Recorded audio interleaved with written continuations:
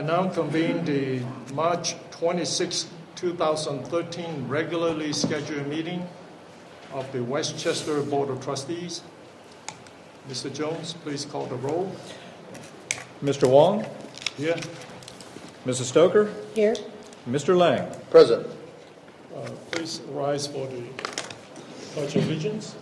I pledge allegiance to the flag of the United States of America and to the republic for which it stands, one nation, under God, indivisible, with liberty and justice for all. Okay.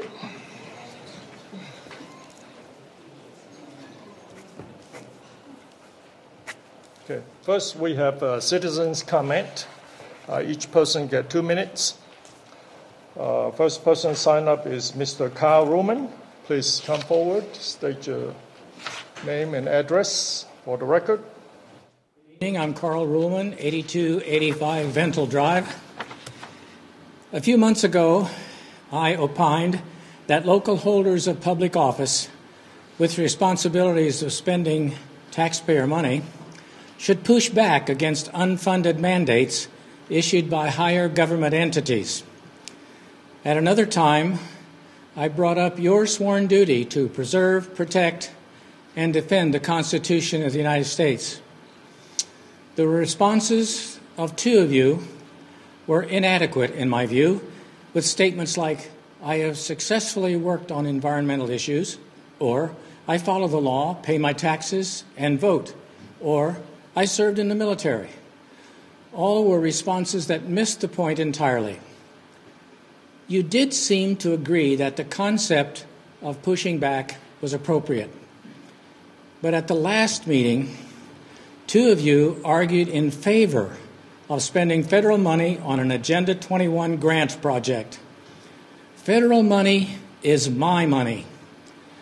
It's for a bike path sidewalk type thing, not actually needed, that Westchester would bear a percentage of the cost and accept maintenance costs in the future. If you vote for this, you are supporting and accepting an unfunded mandate. If citizens want a bike path or sidewalk somewhere in a township, then it should be authorized and paid for right here. Local infrastructure is none of the federal government's business. Saying the grant money would be spent anyway somewhere else is burying your head in the sand. It's your greed which is still showing. You have to get yours before someone else gets it. You have stated in your political campaigns that you are fiscally conservative, but only Trustee Lang votes conservatively on issues here. Thank you. Thank you, Mr. Roman. We have Mr. Paul Hines sign up next.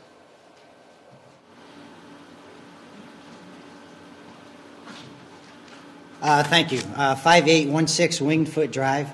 I also own a business, Mojo Running, on 8777 Cincinnati Dayton Road. As a running store owner and a member of this community, I want to let you know we run out of the store 2 days a week. We also ride out of the store 2 days a week starting in April. So 4 days a week we're going to be on the roads here in Westchester. Also, I don't know if it's public knowledge yet, but the bike store is relocating next door to me at 8777. So that adds another 2 days of biking. So 6 days a week, we're going to be putting people on those roads, sidewalks, paths. Saturday mornings, I have over 100 people now joining my running group. Brings business into the community. Those 100 people, we run on the sidewalks and paths when they're available. When they're not, we're on the roads. And that makes it dangerous for those runners, bikers. It also makes it dangerous for those motorists. So again, I'm sitting here telling you, for the sake of the runners, bikers, motorists, community members, we need more paths, not less. We need to make people safe. That's the most important thing. When I moved in here 13 years ago, I chose Westchester because of the availability of that bike path on Becker Ridge Boulevard. I moved here specifically for that.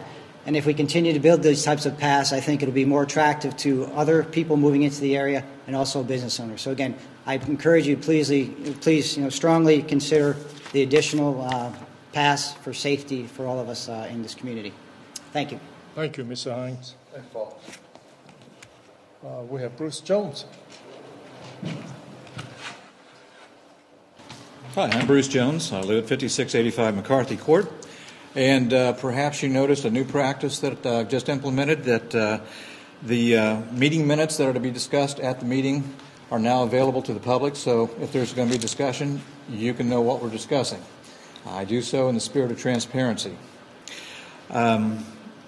Secondly, I want to note last Thursday, Mrs. Boyko and I attended, along with several members of staff, meeting over at the Voice of America Ronald Reagan Lodge, a VOA Park Enhancement Plan Progress meeting, and what they have on the drawing boards and what we're going to see, hopefully by fall of 2014, the athletic complex, all the fields, softball, baseball, soccer fields, and other amenities is just going to be absolutely astounding. It's going to be an incredible draw for our community and something to really look forward to. And Judy, perhaps you'd like to expand on that when it's time for your comments later on. I don't mean to put you in the spot, but I know you're as excited as I was and everybody else who was in attendance at that meeting Thursday. It was a collaboration between the Butler County Visitors Bureau as well as the Metro Parks, and we have a lot to look forward here. Thank you. Thank you, Mr. Jones. Mrs. Boyko, presentation, item A. Consistent with the lease agreement between the Partners in Crime and the Westchester Township Board of Trustees, Partners in Crime is required to submit an annual report. Mr. Steve Schnabel, Executive Director for Partners in Crime, prefers to present that in writing and also in person to you all. So Mr. Schnabel is here this evening to present to you some of the operational and management functions of the Westchester Activity Center.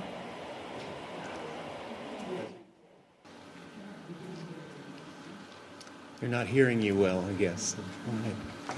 Well, thank you very much for inviting me this evening. I'd like to just do a summary of the annual report, which was submitted as of the end of the year. Very pleased to say that just about the time we were submitting the report, the Activity Center was featured on the cover of the new magazine Westchester Life. And we were quite proud about that. It really described the program and helped us to publicize what's going on at the organization.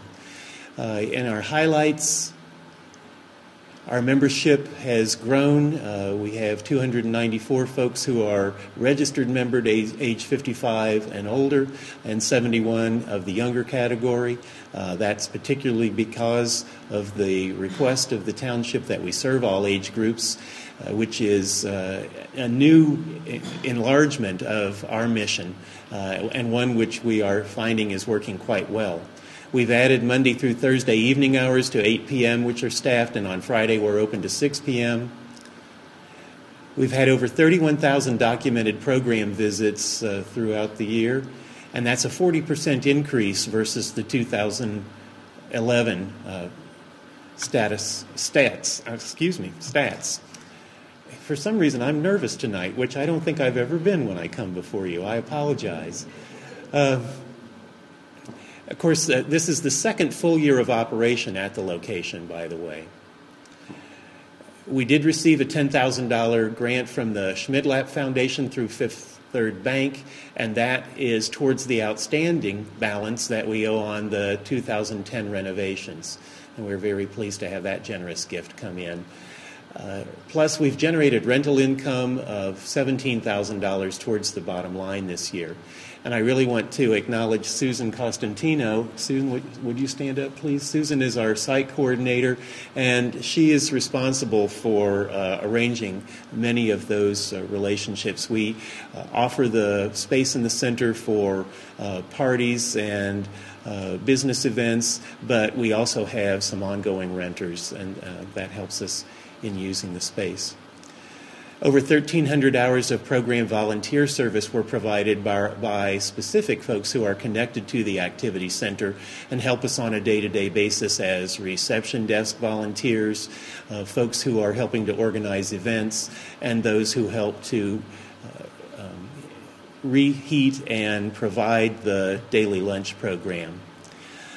Again, I took the first page of the article from the Westchester Life, and I really think that it does describe in its headline what we're trying to do. We provide a healthy environment for both mind and body, and a friendship location for folks of all ages. And we truly feel that we are fulfilling the original concept and are serving as a community gathering place for all age groups.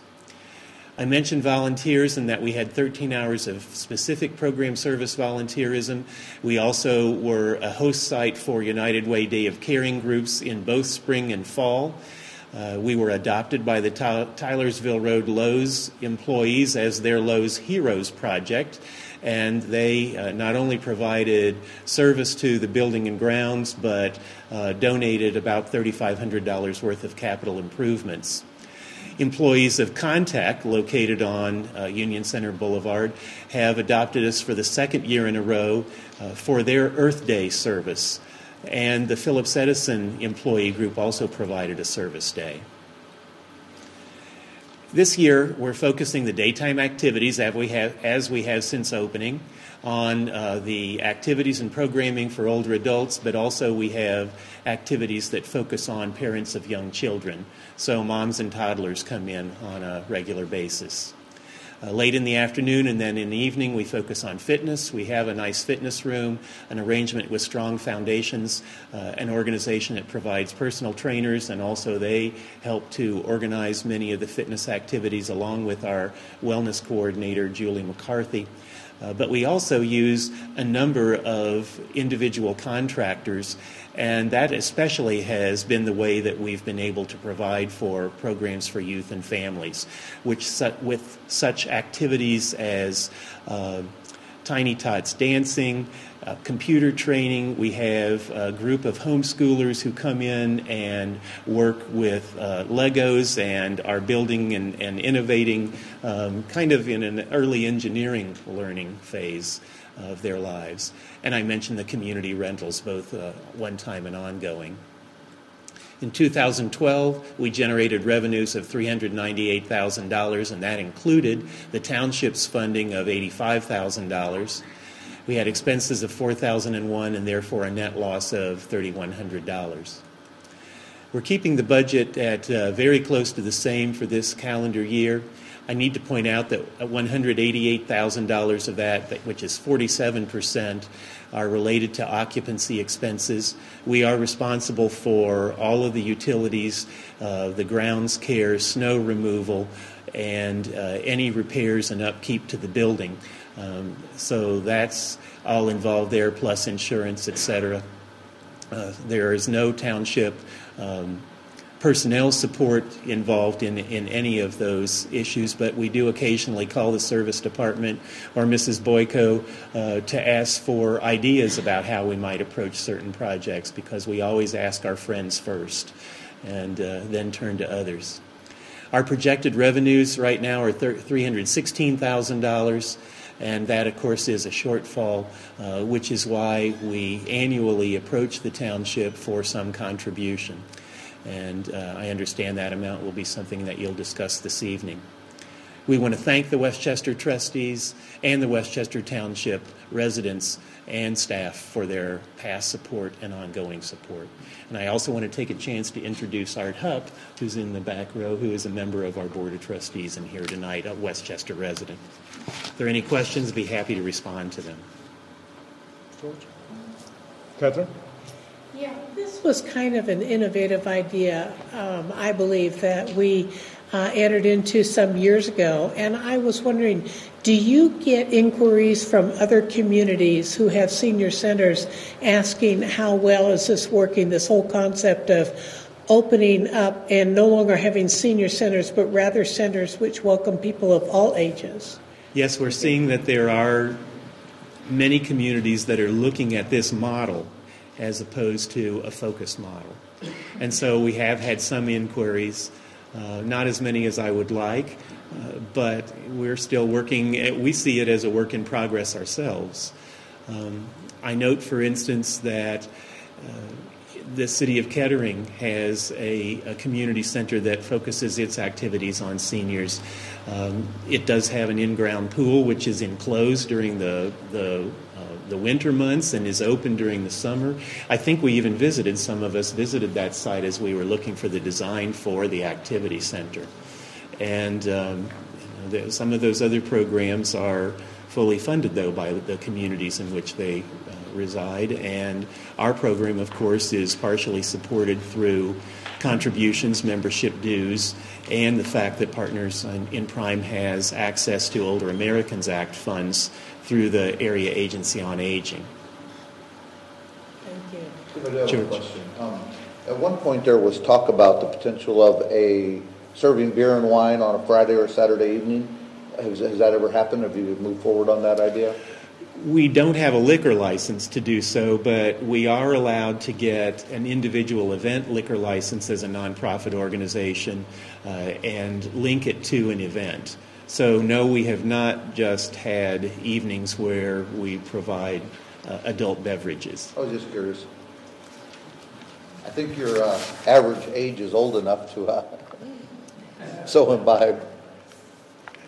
Indeed they are, but we still would card. Thank you very much. Thank you. Thanks, Steve. Okay, let's move on to action items. Item B. I will entertain a motion to approve a trustee meeting minutes for February 26, 2013. Also move. I was not at that, so I'm not going to vote or. Okay. I'll second. Discussion? Roll call? Mr. Wong, Yes. Mrs. Stoker, Abstain. Mr. Lang. Yes. Item C, motion. I'll entertain a motion to approve payment of bills. Also move. I'll second. Discussion? Roll call? Mr. Wong, Yes. Mrs. Stoker, Yes. Mr. Lang. Yes. Mrs. Boyko, item D, requisitions greater than 2,500. Mr. President, just point of order. I will certainly try to project my voice. However, if anyone is having problems hearing and they're on the left side of the room facing the dais, you may want to relocate because of the projector. There generally tends to be some external noise that makes it difficult to project from that speaker. Requisitions greater than $2,500. Item 1 is administration, $40,169.46. And this is a Dell Marketing LP. This renews our annual Microsoft license and support agreement, which obviously is the backbone for all of the township's operations in Microsoft products. Item 2, administration, $15,779.84. And this is to Data Processing Sciences Corporation to renew the annual maintenance and support agreement for our network switch hardware. Item 3, $13,129.76 for command fire equipment, purchase fire hose of varying lengths and quantities, and again, as part of our 2012 bridge year and continuing into other subsequent calendar years, pleased to announce that we received greater savings on this by collaborating with other departments for this hose. Item 4, fire, $4,499.90 to Bound Tree Medical LLC. Purchase 4 King Vision laryngoscopes, kits, and training aids for paramedic use. And item 5, services, $20,000 to VOC Services Incorporated. This is to allocate cleaning fees for the Mulhauser barn before reimbursement. As the board is aware, we create a purchase order in order to compensate and pay for the cleaning fees that are reimbursed through the rental payment. I'll entertain a motion for item 1 through 5. I'll make the motion. We approve items 1 through 5. I'll second. Discussion? Roll call? Mr. Wong, Yes. Mrs. Stoker, Yes. Mr. Lang. Yes. Item E, personnel item. Consistent with past years, we're requesting the board's consideration to allow a complement of 12 seasonal workers for calendar year 2013 within the Community Services Department. They will be broken down as 5 for roads, 5 for parks, one for the Union Center Boulevard Interchange Landscape District, and one for Cemetery. This is the same complement that we previously had in 2011 and 2012. As part of, again, the bridge year, we introduced last year to stagger those hirings in order to effectuate greater service from the seasonal employment, but also to reduce some of our lingering potential ongoing costs. And so part of this motion would include, obviously, the authority to hire the complement of 12, but 6 would be from the months of April to October, and the other 6 would be through the months of May through September. Receiving the complement is critical because, as the board is aware, this is a transitionary or transitional type of employment, and it is essential that when we have secured a candidate or an applicant that meets all of our specification and passes all of our required testing, it's important to start them immediately. We always do come back to the board subsequent to any start date for a official hire, and that has been cleared with the law director for the last several years. I will entertain a motion for item 6. I move we approve item 6. I'll second. Discussion? Roll call? Mr. Wong? Yes. Mrs. Stoker? Yes. Mr. Lang? Yes. Item 7. Based on volume, demand, a cost-benefit analysis, and impact to the services, delivery of services, I am requesting the board's consideration to fill a vacant position of a full-time fleet mechanic. And it is the services director's recommendation to hire Donald Conrad to this vacant position, a full-time fleet mechanic effective April 8th, 2013, at the hourly rate of $17.83, with a 1-year probationary period and contingent upon successful completion of applicable testing and procedures. This also does come with the recommendation from a committee that did the interview, staged the interview process, and it includes the police chief and the fire chief's recommendation as well. I will entertain the motion for item 7. I move we hire Donald Conrad to the vacant position of full-time fleet mechanic effective April 8th, 2013, at the hourly rate of $17.83 with a 1-year probationary period and contingent upon successful completion of applicable testing and procedures.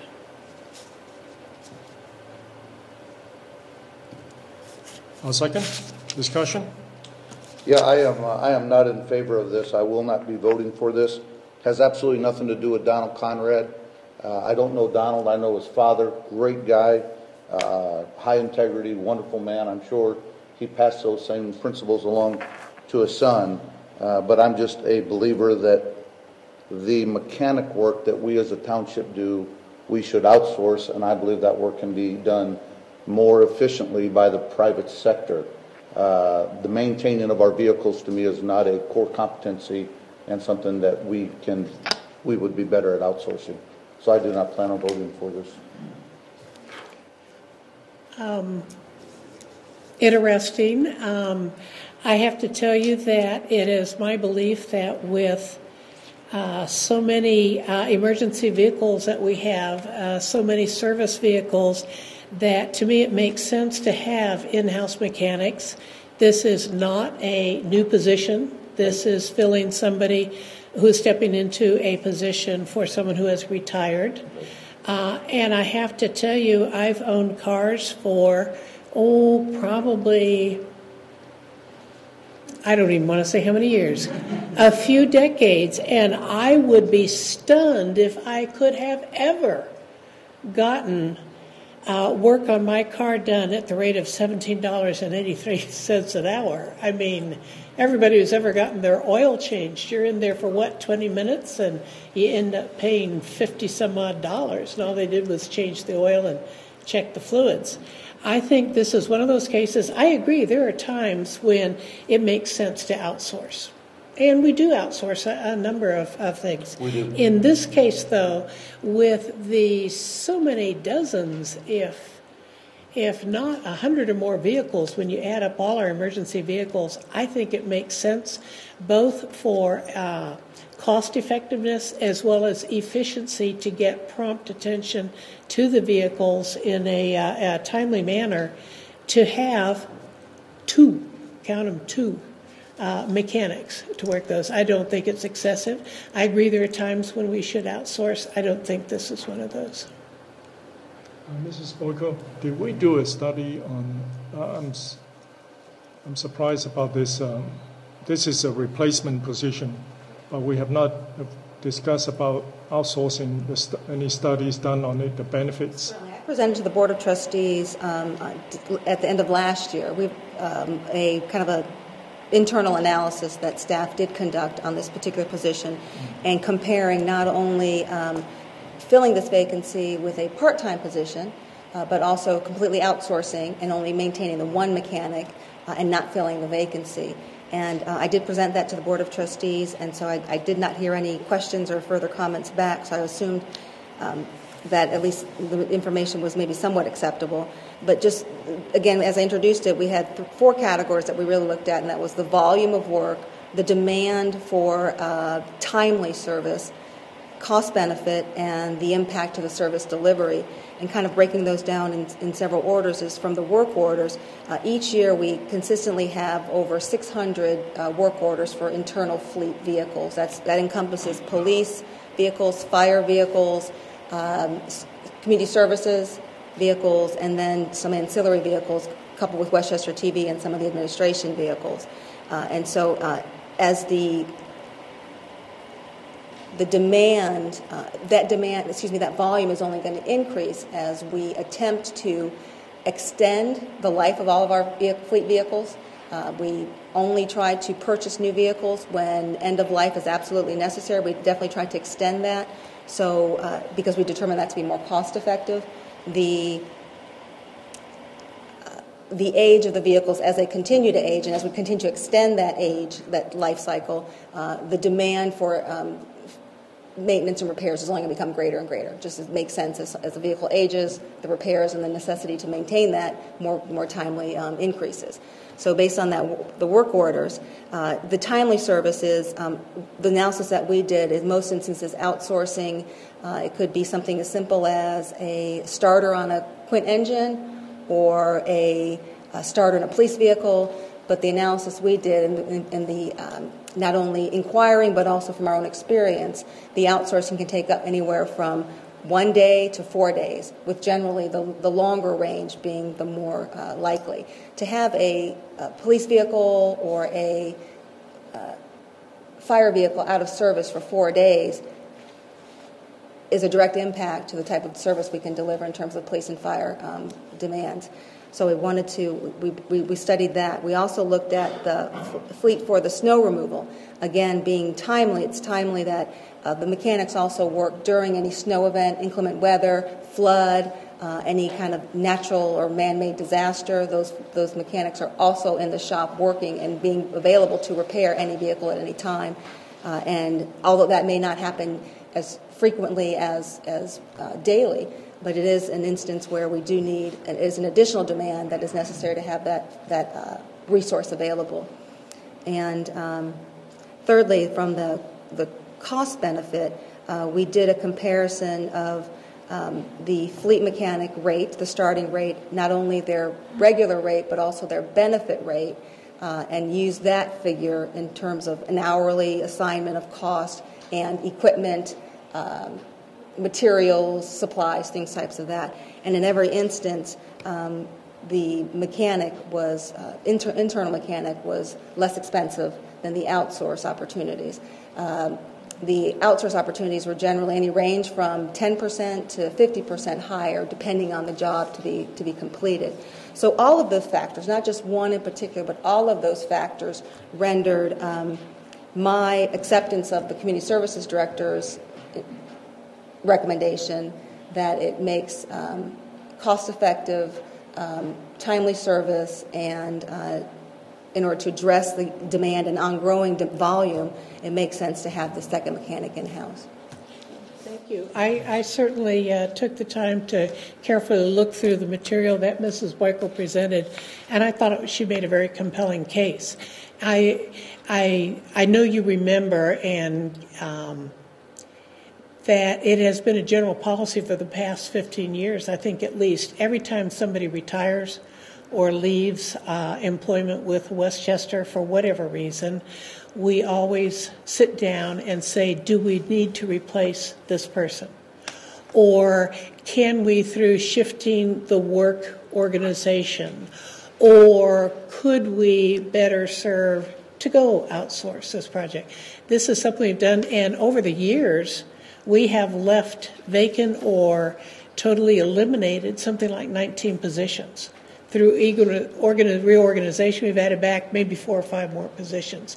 So we have, I think, our staff has as a policy, very carefully reviewed every work situation where somebody is left, as in this case, to identify what is the most efficient, most cost-effective way for Westchester to continue to provide at least as excellent service as they have been, but to do it in a leaner, more efficient manner. In this case, I support Mrs. Boyko and our administrator's review saying it looks like it's best for the township to replace that entity with a new full-time equivalent mechanic. I agree with a lot of what you said. Just when I looked at the report, I thought some of the assumptions were flawed, and I don't think that this is going to save us money. I think it's ultimately going to cost the taxpayers more money in the long run. I can count to 2. Thank you, Mrs. Boyko, for reminding me of that. I recall that report now. That was more cost-effective to retain this position. Anything else? Mr. Jones, roll call. Mr. Wong? Yes. Mrs. Stoker? Yes. Mr. Lang? Yes. No, sorry. Yes, no? Well, okay. Mrs. Boyko, business item 8. Item 8, as Mr. Schnabel alluded to in his presentation, annually the trustees consider a financial contribution to Partners in Prime for their operations of the Westchester Activity Center, and this is an opportunity for you to either respond to that request. As the board is aware, previous discussions, and this initiated in 2012, the township had introduced to Partners in Prime a declining financial contribution schedule. Previous years, more recent previous years, 2010, 2011, the township had funded Partners in Prime and their operations within Westchester Township at about $100,000. Last year, we introduced this declining financial contribution schedule and introduced a payment of $85,000 last year. That declining schedule is proposed at $75,000 this year. Again, it's at the board's consideration. The declining schedule is subject to annual approval by the Board of Trustees. Obviously, any budgetary constraints that you must consider in making that decision. And then lastly, obviously, the appropriations. This has been formally presented to you in the 2013 operational budget as presented. It has been included in the appropriations, so it's really the board's consideration on affording that $75,000 proposed payment to Partners in Prime for 2013. I will entertain a motion for item 8. I would like to provide a motion at this time that we provide to our Westchester Activity Center operated by Mr. Stephen Schnabel per the descending contribution schedule that we have discussed on a number of occasions. I'd like to make the motion that we provide $75,000 for this year, 2013, to enable them to continue with their work at the center, providing services primarily, but not exclusively, to our senior citizens. I'll second that. Just a point of order, although it's probably obvious, the motion did not include Partners in Prime, the payment to Partners in Prime, so it might need to. You said Steve Schnabel. Thank you. Steve, I connect the two. Thank you. I'll amend my motion then to mention Westchester Activity Center and Partners in Prime rather than Steve Schnabel. I'll amend my second. Okay, we have a motion and a second. Discussion? I think that these are one of the things, as we're all aware, our population in excess of age 65 is growing steadily and rather rapidly. The Activity Center provides resources to our seniors to encourage them to stay healthy and happy and independent in their own homes. This ultimately saves the taxpayer a great deal of money. The longer we can stay independent, healthy, and out of nursing homes, the more we save the taxpayer. So it's a win-win for everybody. I think that the people who have discovered the center, have been coming regularly, certainly give every indication of being very appreciative and making good use of the facility. Yeah, I would agree. I think that this facility is very well used. Had Partners in Crime not stepped forward and done this facility would probably be a bigger burden to the taxpayers than the dollar amount we're contributing this evening. Just the upkeep, the maintenance, Partners in Crime is responsible for all that, and they are doing a nice job. When we set this up, we had a descending scale, and we're actually contributing less money to Partners in Crime than we did a few years ago, and our goal is to have this number down to $25,000 by 2018. So it is a descending scale where Partners in Crime and the facility will take on more of the responsibility. The township will be contributing a smaller amount into the future. Roll call, Mr. Jones? Mr. Wong? Yes. Mrs. Stoker? Yes. Mr. Lang? Yes. Item 9. Item 9 is presented for the board's consideration for a 2013 financial contribution to the National Voice of America Museum of Broadcasting. As the board recalls, at your December 4th, 2012 meeting, you did approve a lease agreement with the National Voice of America Museum of Broadcasting, subject to the approval of the National Park Service. And on March 12th, 2013, you approved a revised and final lease agreement with the same board, incorporating the National Park Service's comments and requirements. The general terms and conditions of that revised lease remain the same. Their initial 5-year term with 5-year renewals and 365-day notice if we were to terminate not for cause. The museum board must develop, manage, program, use, operate, and maintain the museum facility and the applicable grounds consistent with the National Park Service's documents, governing documents, but also the concept and master business operational plan that the VOA Museum Board did endeavor. Although the lease agreement requires the museum board to maintain and to be financially independent and self-sufficient, the township has endeavored to propose a declining financial contribution schedule for 5 years, which is during the initial term of the lease. And during last year's operational budget work session and the 2013 operational budget work session, the board considered this declining financial schedule, and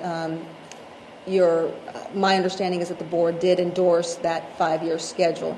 And so that declining schedule for financial contributions is proposed at $85,000 the first year, $75,000 in years 2 and 3, and $50,000 in years 4 and 5, for a total of 5 years during the initial term of the lease. Again, these proposed contributions would be subject to annual review and board approval, budgetary constraints during any particular year, and of course the annual appropriation process. The Museum Board understands and is very appreciative of the Board of Trustees' consideration, and they understand the conditions of the payments, but without binding future boards of trustees, the Museum Board is requesting this board's consideration in providing a letter of intent, demonstrating your current support of the 5-year declining financial contribution schedule from the township. And so with this motion, requesting the board to approve the 2013 contribution as proposed at $85,000, and to execute the letter of intent, which is for the Board of Trustees' signature. I will entertain a motion for item 9. I'd like to make a motion then to approve a 2013 contribution of $85,000 to the National Voice of America Museum of Broadcasting and execute the letter of intent as described by Mrs. Boyko. I'll second that. Discussion? We've mentioned this before, of course, frequently. The National Park Service and with the help of, and I think support of Mr. John Boehner, was very helpful years back in turning over hundreds of acres to our local communities, to Metro Park, for development, for the Miami University Learning Center. All they asked of us was to make an effort to preserve that building because of its great importance in the history of this country. The development at that site on previous Voice of America will return millions of dollars to the taxpayers in a variety of different ways. I think this is a modest return to ensure that we can meet our commitment that we made upon receipt of all of this acreage to help secure the future for the Voice of America Museum. Yeah, I would agree with everything Ms. Stoker said, but I would like to add a few comments. One, not only the significance for Westchester, but the significance for America and for the world. That truly is hallowed grounds. If anybody knows the history of the Voice of America Museum, glad to see some young Cub Scouts in here. Messages were sent throughout the world about freedom, about liberty, about what's right and what's wrong, and it helped to us to win the Cold War as well as World War II. For many years and many decades, messages were sent there. However, when you get anything from the government, it's always a two-edged sword. Beautiful gift, all the land, but then comes all the costs and the upkeep. And what we have done to mitigate that is Miami University has taken a chunk of land, and they're doing some tremendous things with it at no cost to our residents. We've given the majority of the land over to Metro Parks with an agreement, if they don't develop it to some pre-agreed specifications, it'll come back to the township after a period of time. And their intent is to develop it as parkland, and that's their core competency, is parks. It's not our core competency. And then the last thing we have to do is maintain this building, and this, I believe, is a good faith effort to give this building an opportunity to become self-sufficient. And what the board wants to do is make a museum out of it, and based on revenues that the museum generates, it'll pay for the upkeep of the building, it'll pay for the future of the building. So it's a gamble, but I know the people on this board, there's some of them here this evening. These are good, solid people. They put a great business plan together, and I'm confident that if we help them with this amount of money, that in a few short years, this will not be a burden to our taxpayers. Also, this financial contribution is on a declining scale. So, and the entire board is made of volunteers, not paid.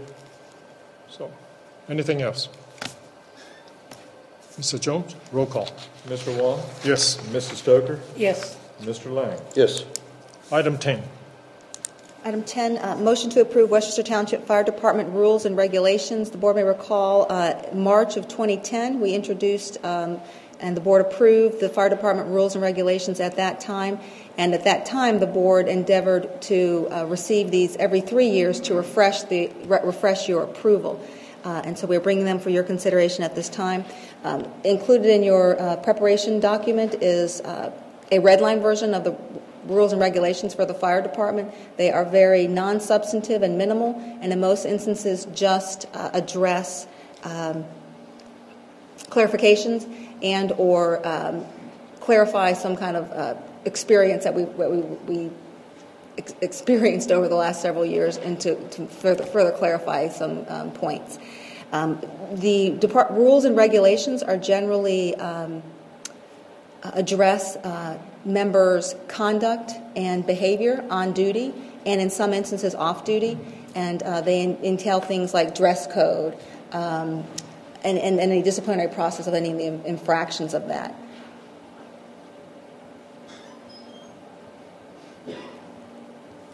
I will entertain a motion for item 10.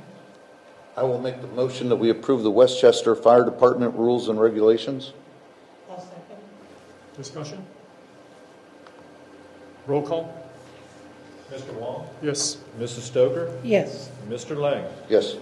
Item 11. Similarly, in March of 2010, the Board of Trustees approved the Westchester Township Police Department rules and regulations, and am bringing this document to you for your consideration to refresh that approval.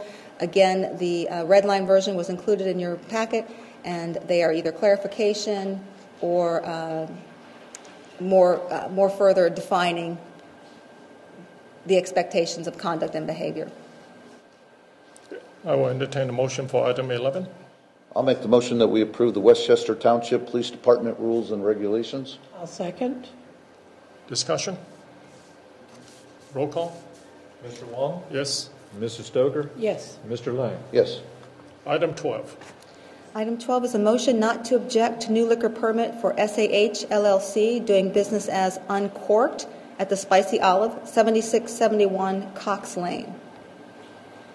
I'll move that we not object to the bid from the Uncorked at the Spicy Olive. I'll second the motion that we not object. Discussion? Roll call? Mr. Wong? Yes. Mrs. Stoker? Yes. Mr. Lang? Yes. Item 13. Item 13, motion to accept bid from Jackson Construction Incorporated for the 2013 curb replacement program, not to exceed $202,275.92. I will entertain a motion for item 13. I'll make the motion that we approve item 13. I'll second. Discussion? Roll call? Mr. Wong? Yes. Mrs. Stoker? Yes. Mr. Lang? Yes. Okay. We have no first reading. Next block is citizens' comment.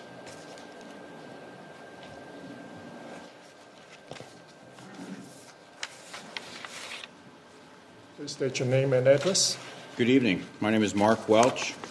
I reside at 5879 Alness Drive in Westchester.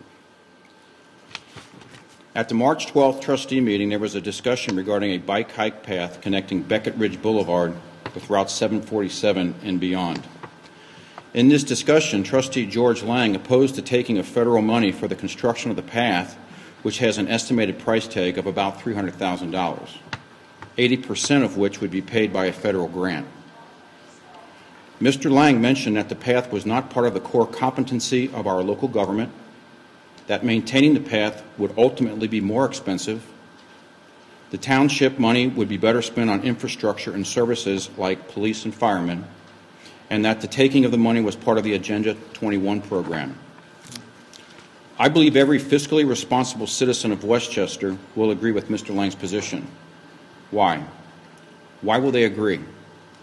Because responsible citizens intuitively understand you can't live beyond your means.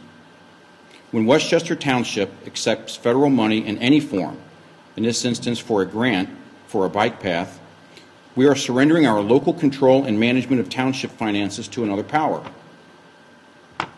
In a word, it's lazy.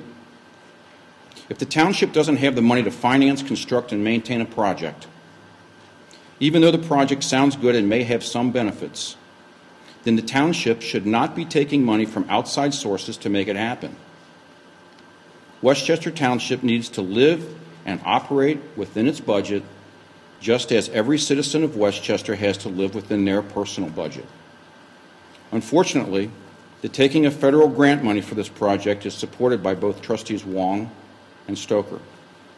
To accept grant money from the federal government is both reckless and foolish, because in the taking of the money, we've become part of the problem that plagues our society today: overspending. Ms. Stoker said that, and I quote, "As far as this adding to the national debt, whether or not we receive part of the money to build the sidewalk, it's going to be spent in some community." Mr. Wong even used the word vital to describe the need of this path. Shame on you. There is no reasonable nor rational justification to accept money to construct this non-vital, unessential walking path. Arguments made about reduced use of fossil fuel, supporting local business, generating new business, enhancing our way of life, reduce pollution, the rising cost of gas, and that we as a people need to exercise more and learn to use other means of transportation is poppycock. Just like in the movie Field of Dreams with Kevin Costner, there's an element of build it and they will come. I have flashbacks to when Mr. Wong and Ms. Stoker voted to put a $5,000 crosswalk in an Eagle Ridge in Eaglet, but I digress. One last point. Mr. Lang also mentioned Agenda 21. For clarification purposes, Agenda 21 is not a Westchester Township initiative, plan, or project. Agenda 21 is a global action plan of the United Nations with regard to sustainable development. First devised in 1992, it is an action agenda for the UN, other multilateral organizations, and individual governments around the world that can be executed at local, national, and global levels. The 21 in Agenda 21 refers to the 21st century. From the UN website, Agenda 21 is a comprehensive plan of action to be taken globally, nationally, and locally by organizations of the United Nations system, governments, and major groups in every area in which human beings impact the environment. You know, your carbon footprint and such. In so many words, the United Nations seeks to co-opt and control, via individual government, privately held land under the auspices of ensuring its sustainability. Worse still, the UN's Agenda 21 has even laid out plans for depopulation, or rather, population control. Those who oppose Agenda 21 say that it is a well-constructed plan by the United Nations to eventually deprive all individuals of their sovereign property rights. Suffice to say that anyone who is interested in learning more about Agenda 21, and we all should, can find much information on the internet. As for me, if the United Nations is going this way, I'm going that way. Thank you.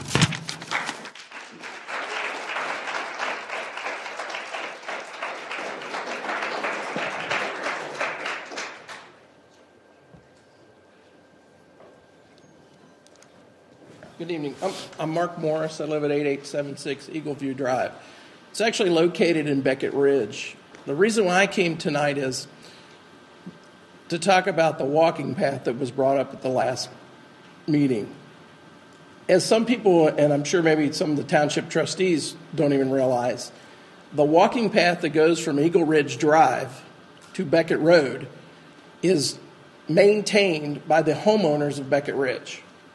So if we are going to put in a path that's going to connect that and take it all the way down to 747, what I would like to know is who is going to take over the maintenance of a private path that now exists.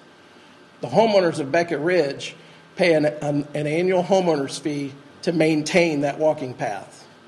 With the recent addition of the sidewalks in front of the school, which, in my opinion was a needed thing, it has created more traffic coming from two other homeowner associations that do not pay to maintain that path. So the big question I have is whether or not you do the path is going to be up to you. But I want to know for the homeowners at Beckett Ridge, who then will take over the maintenance of the path that runs between Eagle Ridge and Beckett Road along Beckett Ridge Boulevard. Because I don't believe that many people in the township realize that we pay to maintain that path.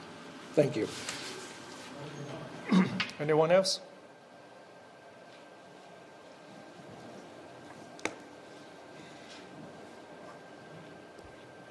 Hello, my name is Stephen Rynell, 8108 Longmeadow Drive, Westchester, Ohio.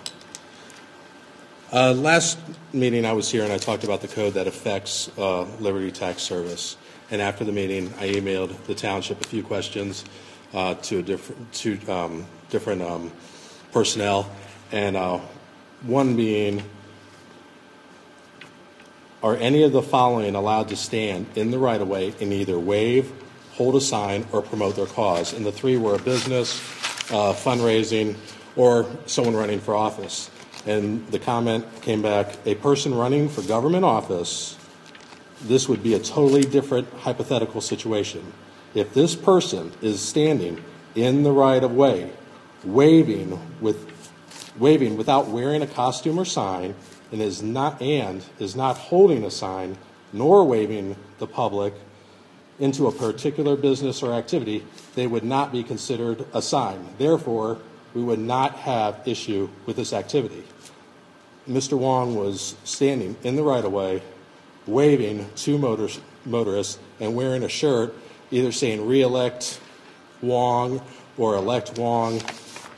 I emailed Mr. Wong on March 13th. Please email me back these answers to the following questions. Did you stand and wave to motorists at the corner of Cox Road and Tylersville Road while you were running for trustee? Number 2, did you stand and wave to motorists in the right-of-way at any other location in Westchester while running for trustee? Mr. Wong came back an hour later and said, "Dear Mr. Reinell, I want to acknowledge receipt of your email and appreciate your interest in our community. I am also forwarding this email to Ms. Judy Boyko, Township Administrator, to answer your questions. Thank you for bringing it to my attention." These questions were directed to Mr. Wong. 3 hours later, he came back and answered, "Yes, about 8 years ago, I stood on the grassy area adjacent to a bank Kroger parking lot, not in the right-of-way, waving to motorists while running for trustee. Furthermore, I did not dress up in costume standing in the right-of-way, waving to distract motorists. So other candidates standing and waving to motorists on Union Center Boulevard and Mulhauser Road during campaign season." Then he went on to say, "No, I did not stand in the right-of-way waving to motorists, nor dressed up in costume as a sign like the Statue of Liberty while running for trustee. First of all, it was 4 years ago. You were running for re-election. It was in 2009. I didn't ask if you were dressed up like the Statue of Liberty. You did wear an ad on your shirt. And you say you were waving to motorists, but not trying to distract them." Mr. Wong had forwarded these questions to Ms. Boyko to answer for him. All the questions were directed only to him. No one could answer these questions or should answer these questions but him. Also, Mr. Wong said he stood in the grassy area next to the Kroger Bank on Cox Road. In general, the right-of-way is the area from the edge of the road to the utility poles, or in most cases, 10 to 20 feet. Again, Mr. Wong wearing a T-shirt saying "Re-elect Wong" or something like that, and waving to the motorists to get their attention. Since Mr. Wong, I felt didn't understand where the right-of-way was, I rephrased and emailed him on March 14th. The question was, besides the corner of Cox Road and Tylersville Road, did you stand alongside of a road or next to a road and wave to motorists at any other location in Westchester while running for trustee? I also sent this on the 15th and 18th, and I never got a response. The code has been in place since 1993. I personally don't think it has been strictly enforced until recently, meaning the last 5 or 6 years, and I don't agree with it. After many conversations and emails, it seems part of the reason for the code is to not distract drivers. So why would anyone running for office be exempt? Mr. Wong, everyone sitting up there has great leadership qualities but you. You need to act more of a leader if you're not going to be president of the if you are going to be president of the trustees, or a trustee for that matter. For the most part, in the last 7.5 years, all I've heard coming from you is more bike paths. Westchester is a good place to live, which it is. Yes to whatever Ms. Stoker or Ms. Boyko says, or no to whatever Mr. Lang says.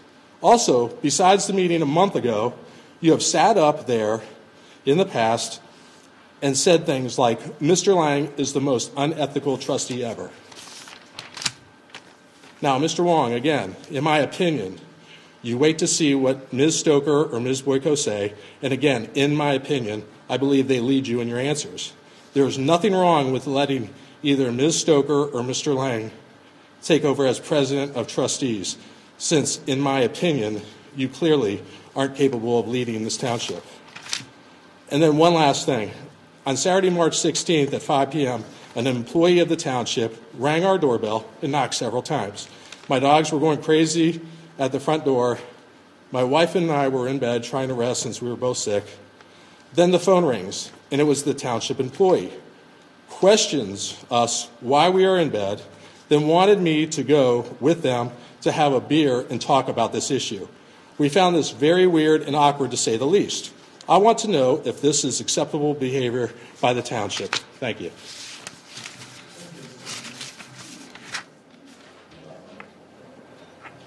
Please state your name and address. My name is Eric Woltz. I live at 7313 North Pisgah Drive. Let me first apologize for my appearance. I didn't come here with the intention of saying something, but an issue near and dear to my heart came up, so I felt I had to say something. First of all, for reference, I'm a business owner here in, excuse me? Yes, please. Bolts, like nuts and bolts, B-O-L-T-Z. Okay. I'm a business owner here in Westchester. 2007 Ohio Exporter of the Year for our manufacturing exports overseas, over 70% for heavy manufacturing. We're not a big company, but in many countries we're an important company if you're in thermal processing. The issue near and dear to my heart, and it has nothing to do with whether it's federal funds, it has nothing to do with any personal issues of the UN. I have lived in Los Angeles, Baltimore, Denver, Boulder, Albuquerque, and now for the past 14 years, Westchester. In those other places, I've commuted as much as 25 miles each way to work on my bicycle. Here, I bought a house 4 miles from my office. I'm not safe to ride my bike to work. Westchester is in dire need of more safe bike paths, more safe walkways. I know you all read the stories of bicyclists dying not only in Ohio but in our own neighboring towns. I don't know of any in Westchester, fortunately. But it is a bit of a travesty to have a city this nice, this amenable to new business, with no ability for any kind of bicycle commuting for especially young professionals like myself. And to add to that, I have every year dozens of foreign customers from all over the world, Poland, Russia, China, etc., come and stay here for training, come and stay here for sales meetings. We put them up at the Stay Bridge. We take them to the Wise Owl or Sonoma for wine tastings and Jags for dinner, etc. But they don't feel safe walking those distances because we don't have adequate public walkways and pathways.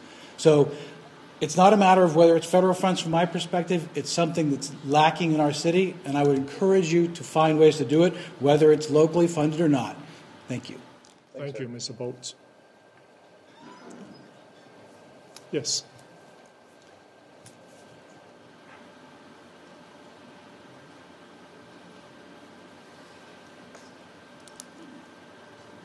Please state your name and address.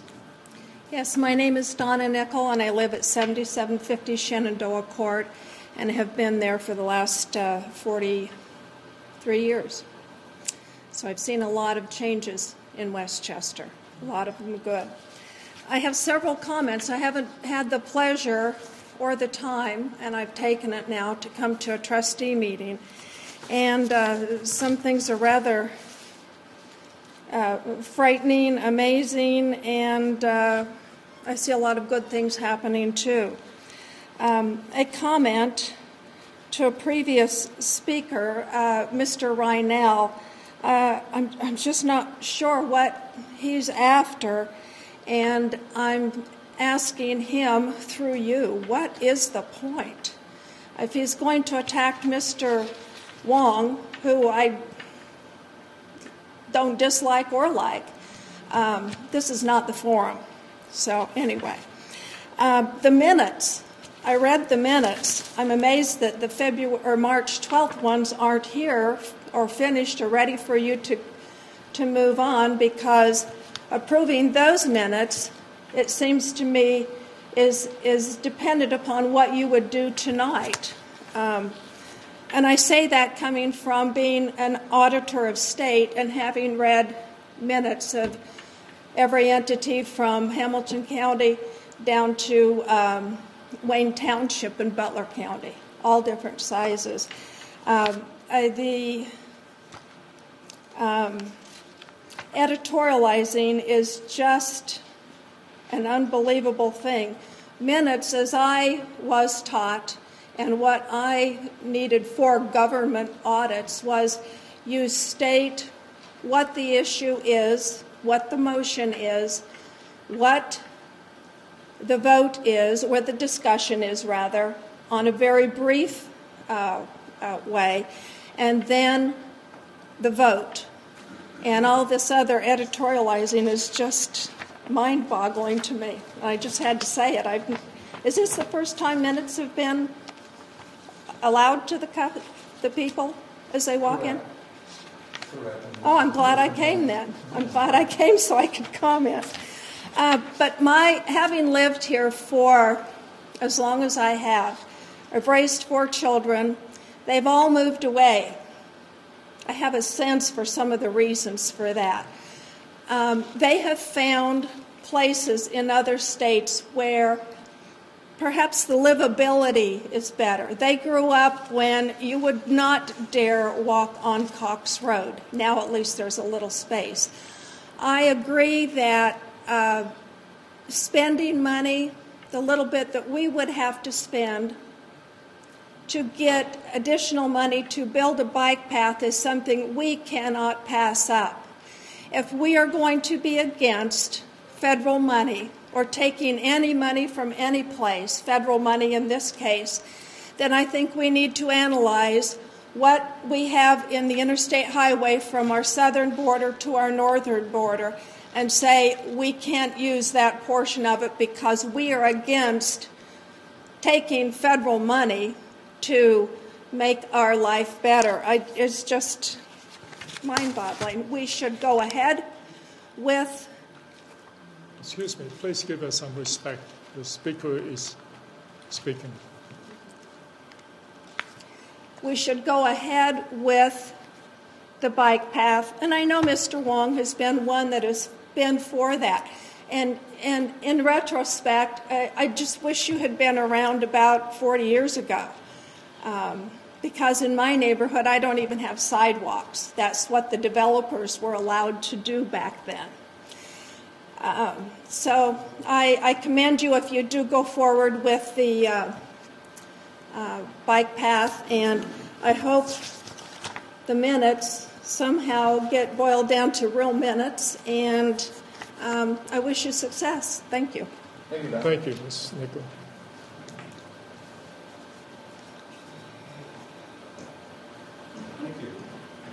Thank you. My name is Stephen Clark, 7392 St. Ives Place. I hadn't planned on speaking tonight, so unfortunately I'll do my best not to ramble. First of all, Mr. Wong, last meeting you apologized to Mr. Lang. Thank you for that.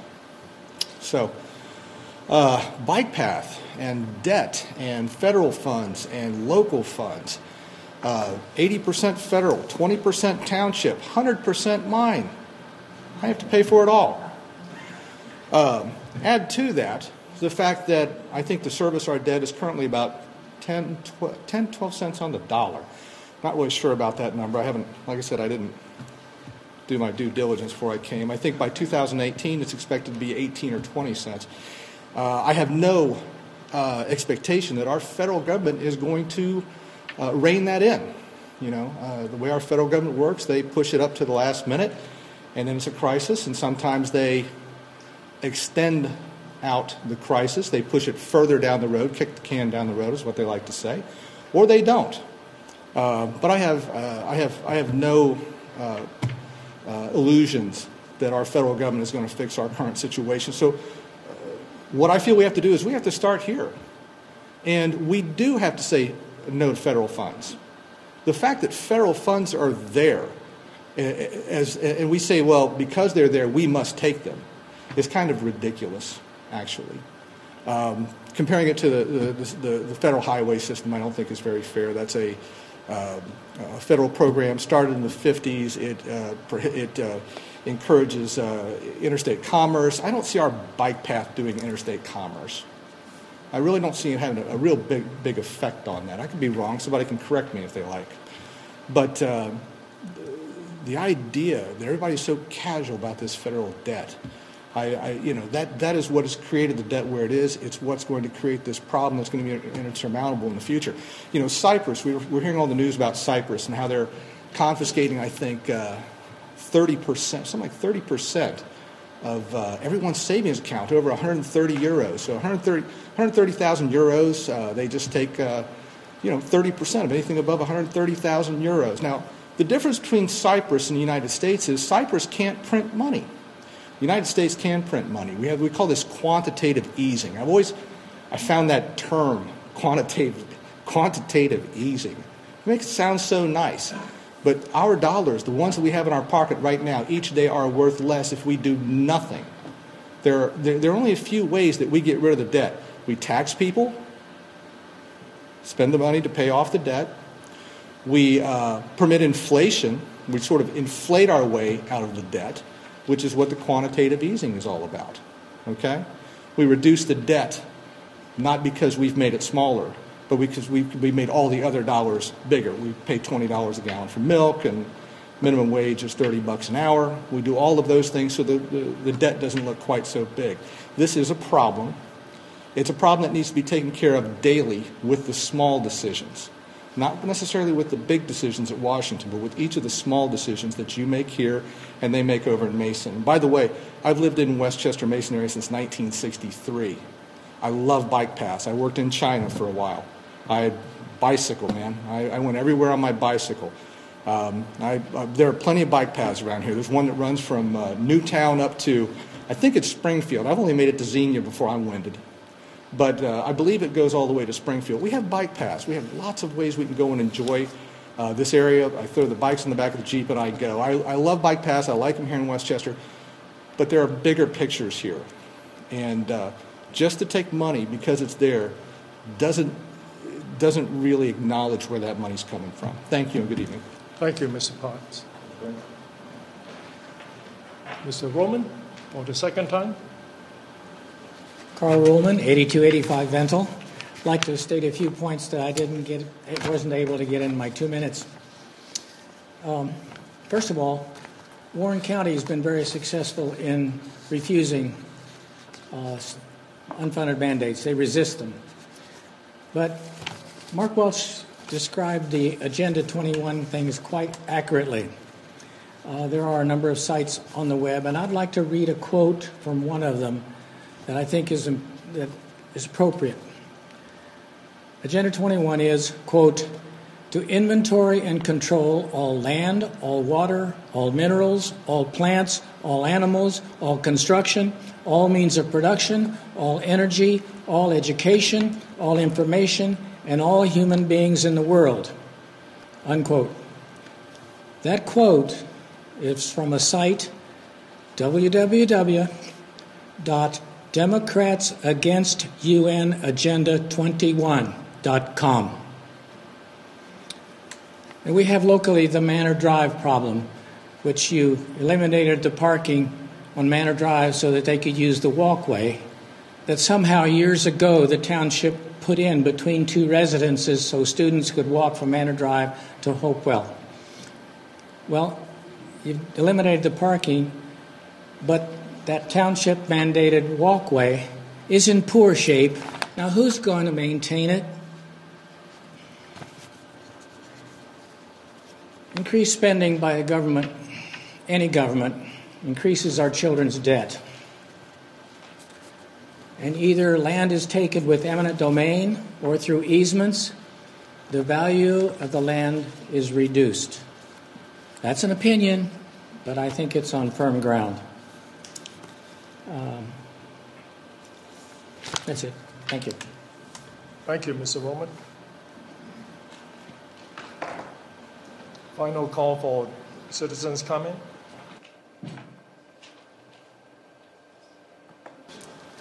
Bruce Jones, 5685 McCarthy Court. And I'm up here as a result of Donna Nicole's comment. There you are. And interesting about your comments is that you didn't cite one example from the minutes that are right there in your hand of what you would term editorializing. Not one. And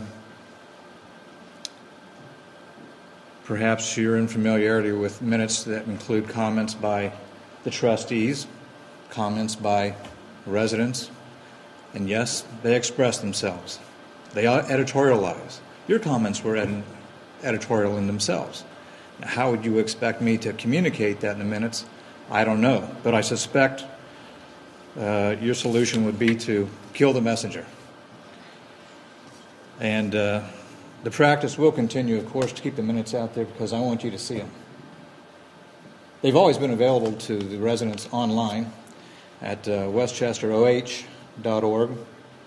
Start from the left. I think it's under Departments, Administration, follow over, somewhere thereabouts. You have to work a little bit to find them, but they're there for your perusal, and you're certainly welcome to call me at any time with your thoughts, comments, suggestions. The last note I would make is that I approach this in purely objective terms. It has to be. And I will note the subjectivity of Mrs. Nicole, who, as a matter of fact, has been a member of Mrs. Stoker's campaign re-election committee for umpteen campaigns right now, and I suspect that might clout your objectivity. Just a casual perusal, observation. Thank you. Thank you, Mr. Jones. Okay, wait a minute. We got one more.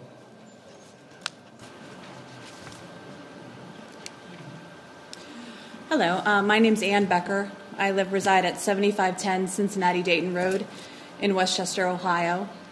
I'm the mother of 3 little kids, and we live on a busy road, Cincinnati Dayton Road.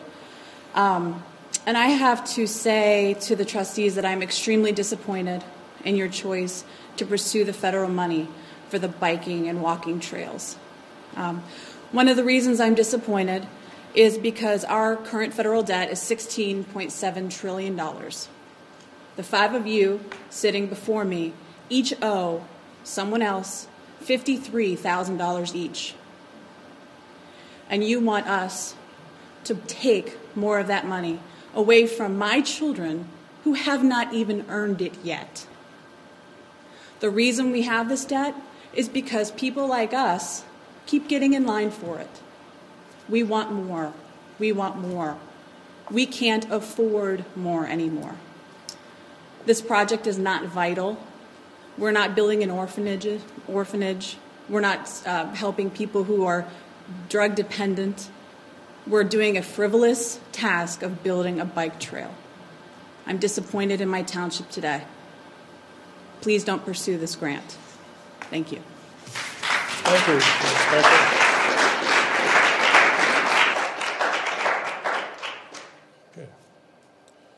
Okay.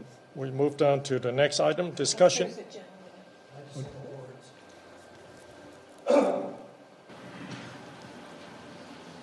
My name is Jason Coslow. I live at 4604 Coles Court. I apologize, I wear a suit every day to work, but I didn't anticipate speaking today. I wanted to say a couple words about quantitative easing. It's a very complicated topic, but I'm a financial planner by trade, so I deal with it every day. I've had to become a part-time economist just to convey the effects of it to my clients. And when I sit in front of them and tell them that today you spend $3.70 for gas, but at 18 years you're going to spend $7 or $8, and your kid's college education is going to cost $200,000 plus, they look at me like I'm crazy. And I recount to them prices that I have in my book that I carry with me and what they were in the 70s and 60s, and they're like, wow, you're totally right. Yeah, I'm right. That's what happens when you print $85 billion a month. And that's the only way that we can pay our federal debt right now is through printing currency, devaluing the currency. And I can't remember who it was that spoke before. They said it all starts at home. And it does. If we don't push back to the federal government by electing leaders who are going to make good decisions with our dollars at home and push back against the federal government, send better people to Washington than we currently have, Ann's kids are going to have a terrible life. If you don't understand that, look at what you paid 20, 30 years ago for a house, for a car. Houses in Westchester in 18 years, everything doubles about in 18 years, are going to be between $400,000 and $600,000 for a basic 3-bedroom, 2-bath house. If you can't understand that and see that we're saddling our kids with this massive debt, if you want to build bike paths, great. Do it out of our property taxes that we pay every single day. Just don't take the money from the federal government. Push back like Mason does. That's all I have to say. Thank you. Anyone else? Okay, Mrs. Boyko, discussion items and trustee comments. have listed for the board's consideration the OKI Transportation and Alternative Program funding source. At the March 12, 2013 board's regular meeting, I did introduce this program from the Ohio, Kentucky, Indiana Regional Council of Governments and the Transportation Alternative Program. It is a federal grant program funding bicycle and pedestrian facilities, traffic calming, and environmentals related to road projects. My purpose in bringing it to the board's attention is to disclose that we have not been actively seeking grant funding for any of the capital improvement projects for the 2013 schedule and beyond. However, this did surface, and I wanted to at least bring it to the board's attention for your consideration as a potential funding source for a capital improvement plan, namely the Smith Road Connector, which is part of the 2013 capital improvement program. The board's choices are to not build the project. There are many capital improvement plan recommendations that are presented as part of your operational budget that you do not fulfill in any calendar year. So this is not something that you must build, but it is something that you can consider to build. You could not build the project. You could build the project and apply for the OKI Transportation Alternative Program funding source, which is a 80% payment, 20% minimum, 20% local match. Or you can build the project and utilize existing township resources, namely this is an eligible expense for tax increment financing and or part of your connections fund, which you all did earmark several years ago for connections path, construction and maintenance of those paths.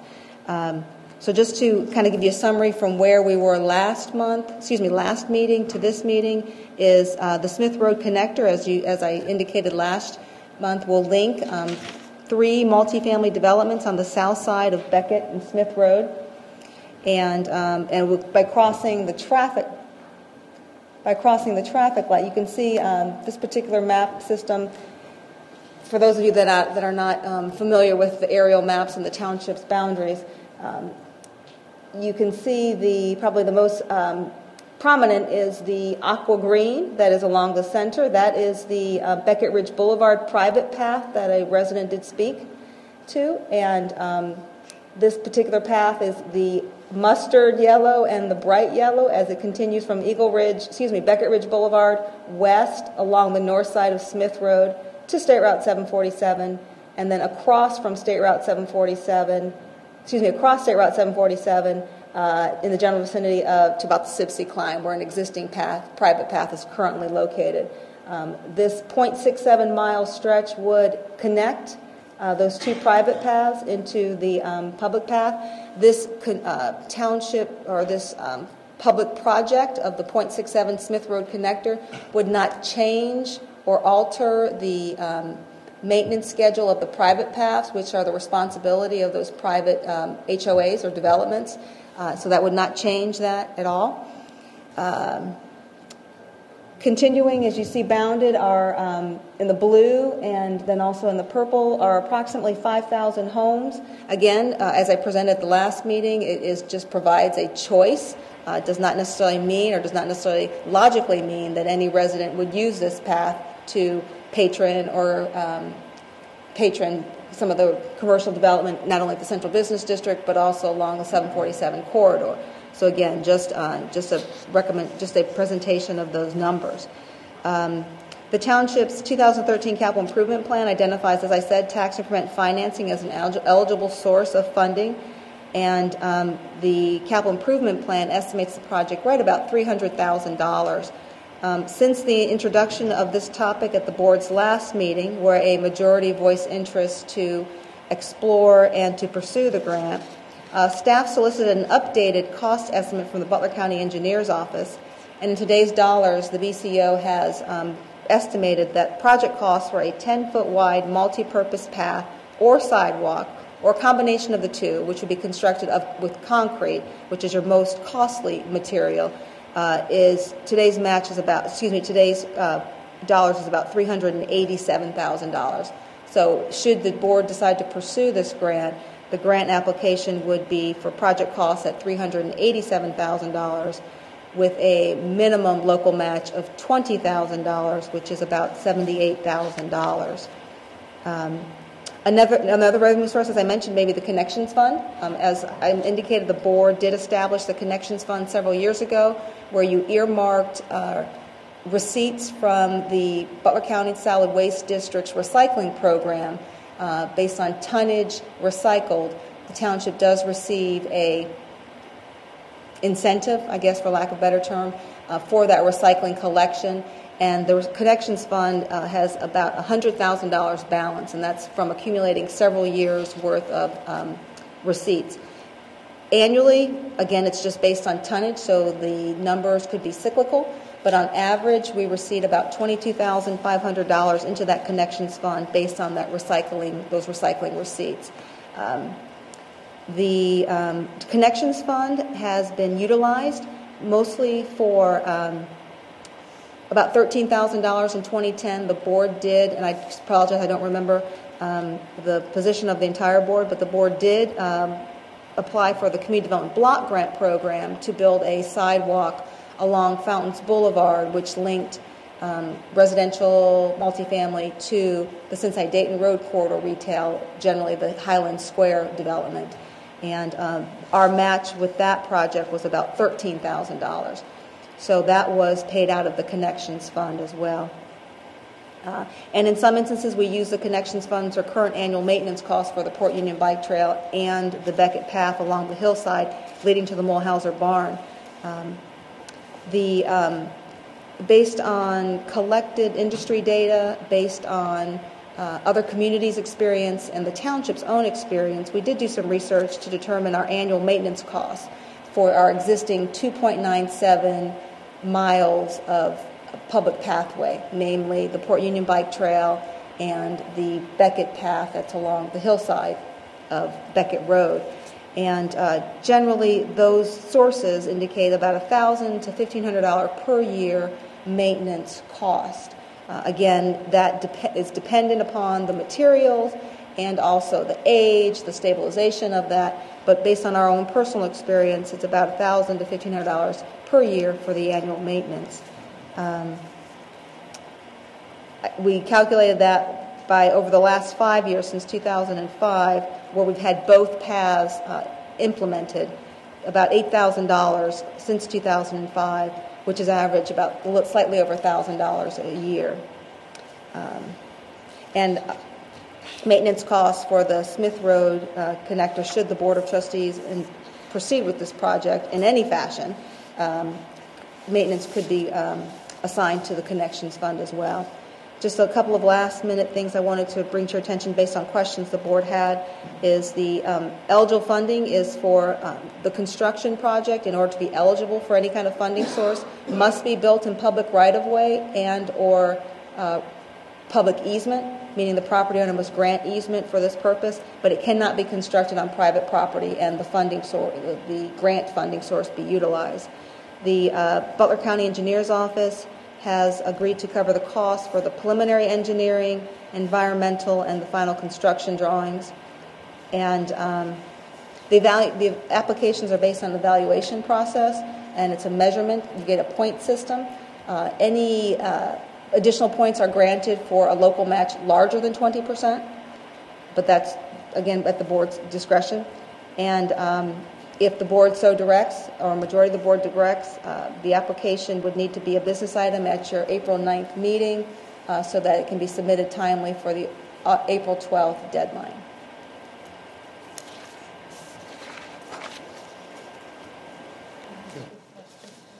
Yes.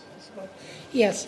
Years ago, a rather large number of citizens came to us and asked us to form a plan for hiking, biking paths throughout the township.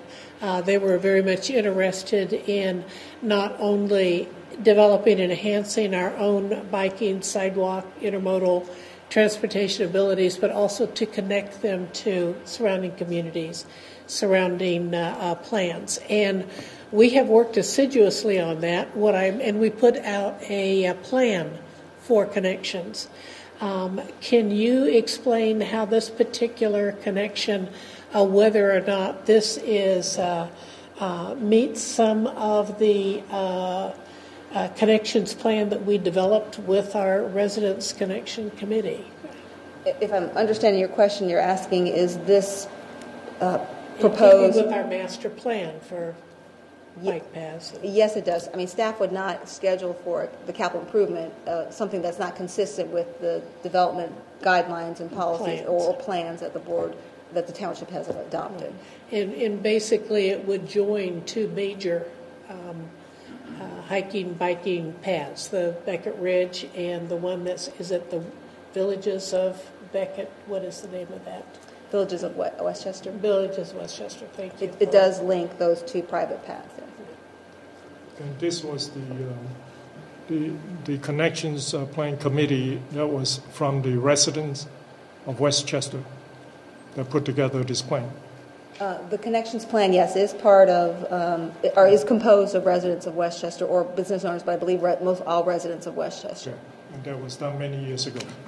I believe the board adopted that plan, I want to say in 2009. I apologize, I don't have an exact date. Approximately.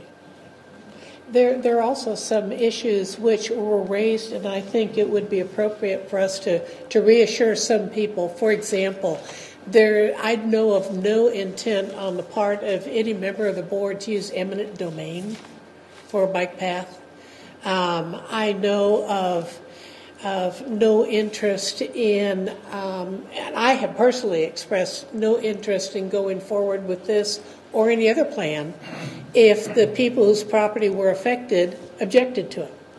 We had a recent situation where we offered to put some sidewalks along Dimmick Road at the near the intersection of 42 to kind of help enhance the access to the businesses on 42.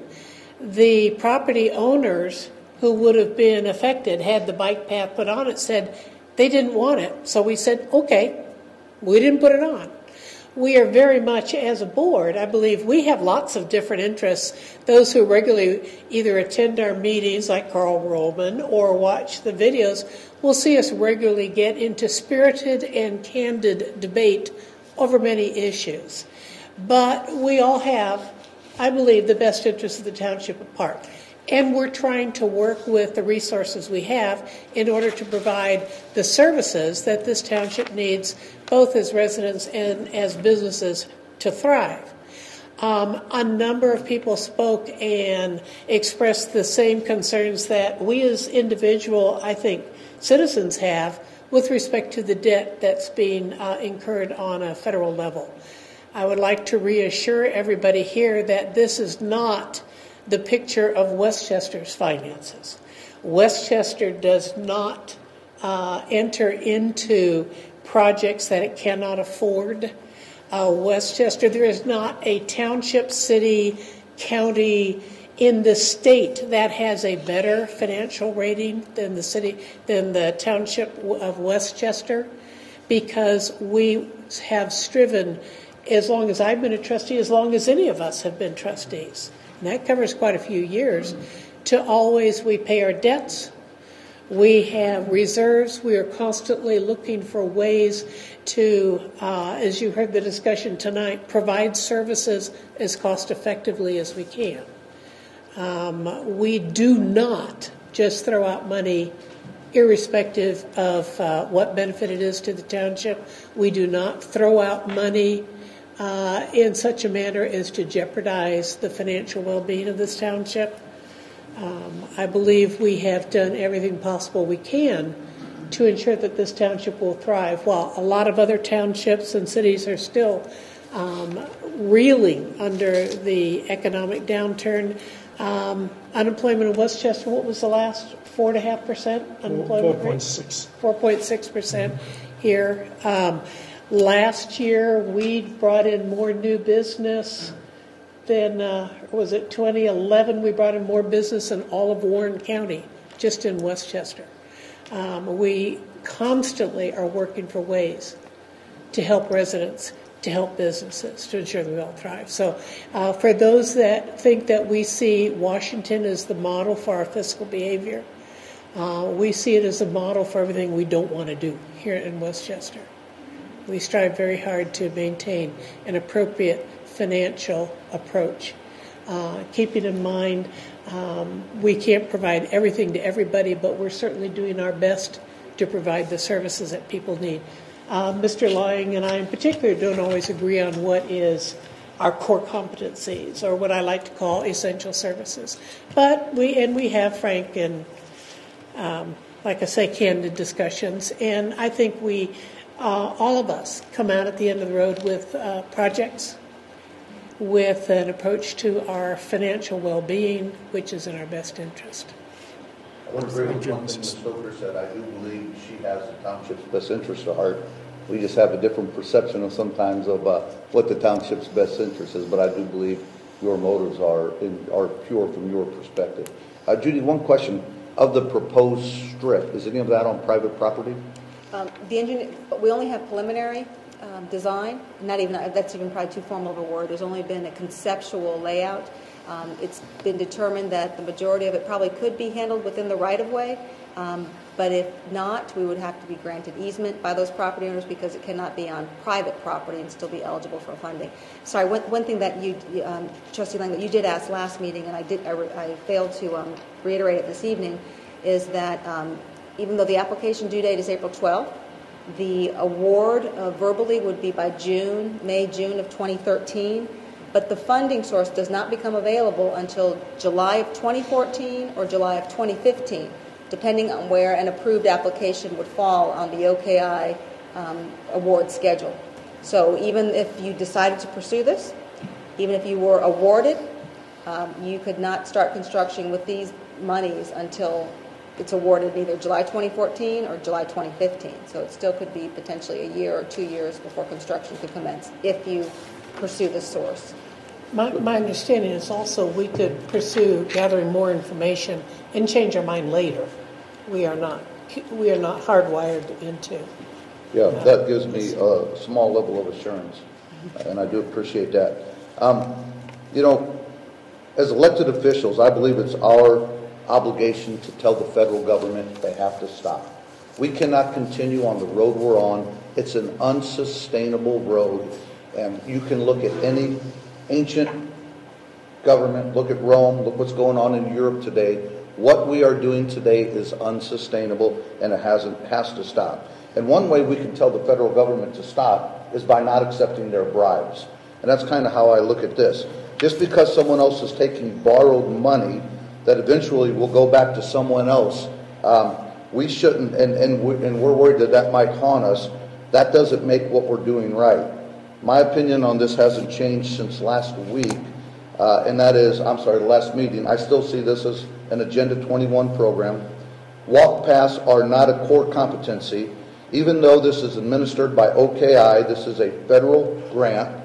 The federal government currently borrows 40 cents of every dollar, and it's unsustainable. Young kids here today, you have over $50,000 that you owe. How does that make you feel? Don't worry about it. I feel the same way.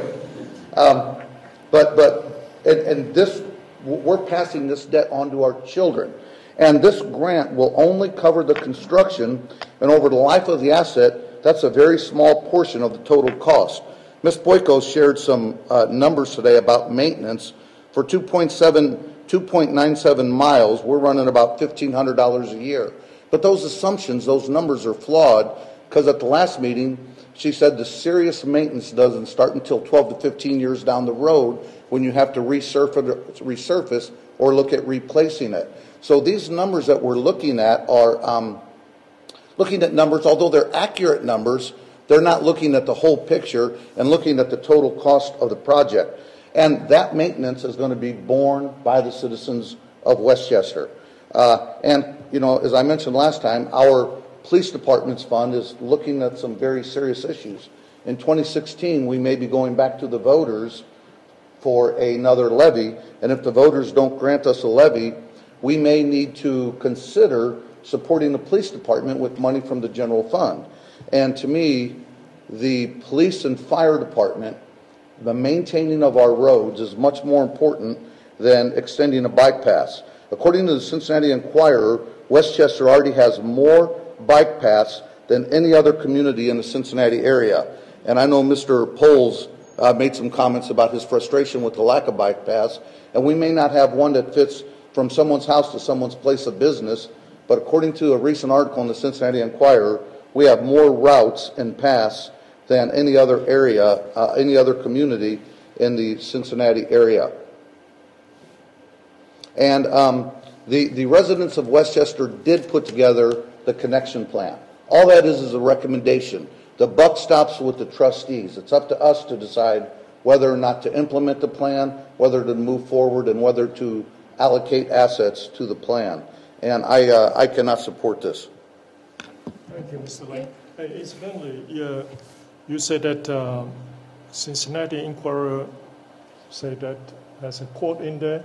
No, it wasn't a quote. It was an entire article on bike paths in Cincinnati. That we have the most bike path in the whole region? According to their diagram, yeah. Well, could you send me the source? I really like to read that. I'll try to find it. It was about 6 months ago in the Cincinnati Enquirer. Will you send it to... You can probably Google it and find it yourself. They must have been counting the private paths like Beckett Ridge. They were showing every single path in every single community. That's exactly what they were doing. Yeah, because... And we had more than anybody else. The vast majority of our paths are not taxpayer created. They're they were looking created by at the pass on Cox Road, the bike lanes.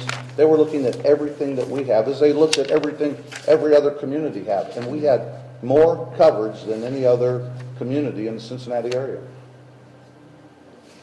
If you find it, could you send it to Ms. Boyko? Sure, I'll spend, I'm not going to spend more than 5 minutes looking for it. But I'll Google bike paths in Cincinnati Enquirer and see if I can find that. Thank you. If I could just offer a response to one of your, and I know you, like I, consider safety to be the most important function that we have here, keeping our community safe, and that means supporting our police, fire department, emergency medical.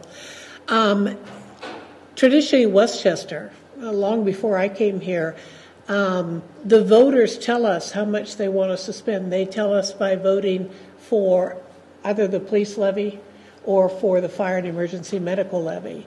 And it's kind of my belief that the voters are expecting us to provide the best possible service they can to us within those funding sources that they give us.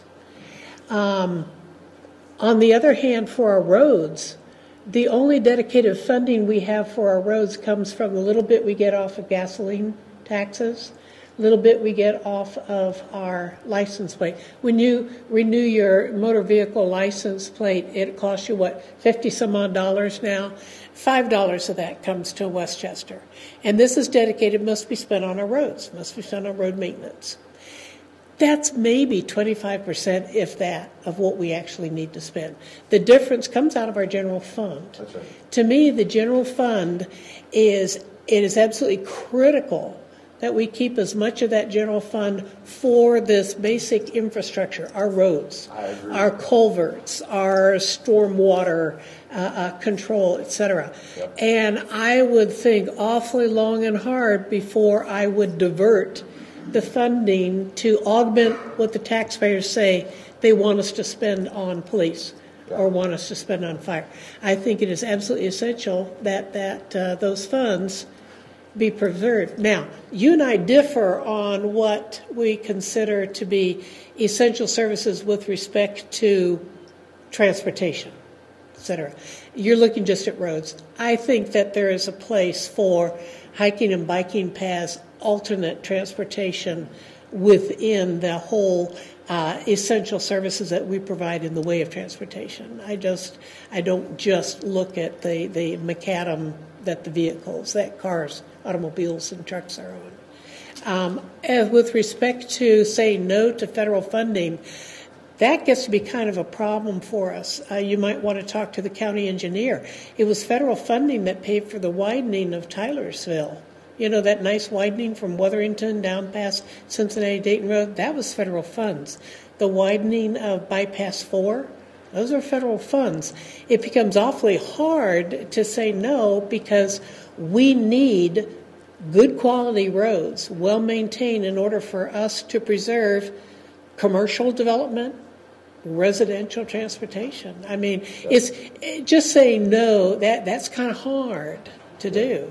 Katie, I think I agree with everything you just said, and I think you're actually supporting my point that our core competency and our other infrastructure are much more important than something that the majority of people are going to use for pleasurable reasons. One other thing you said interesting, though, was about Westchester doesn't end of projects we can't afford, and our unemployment in Westchester is so good.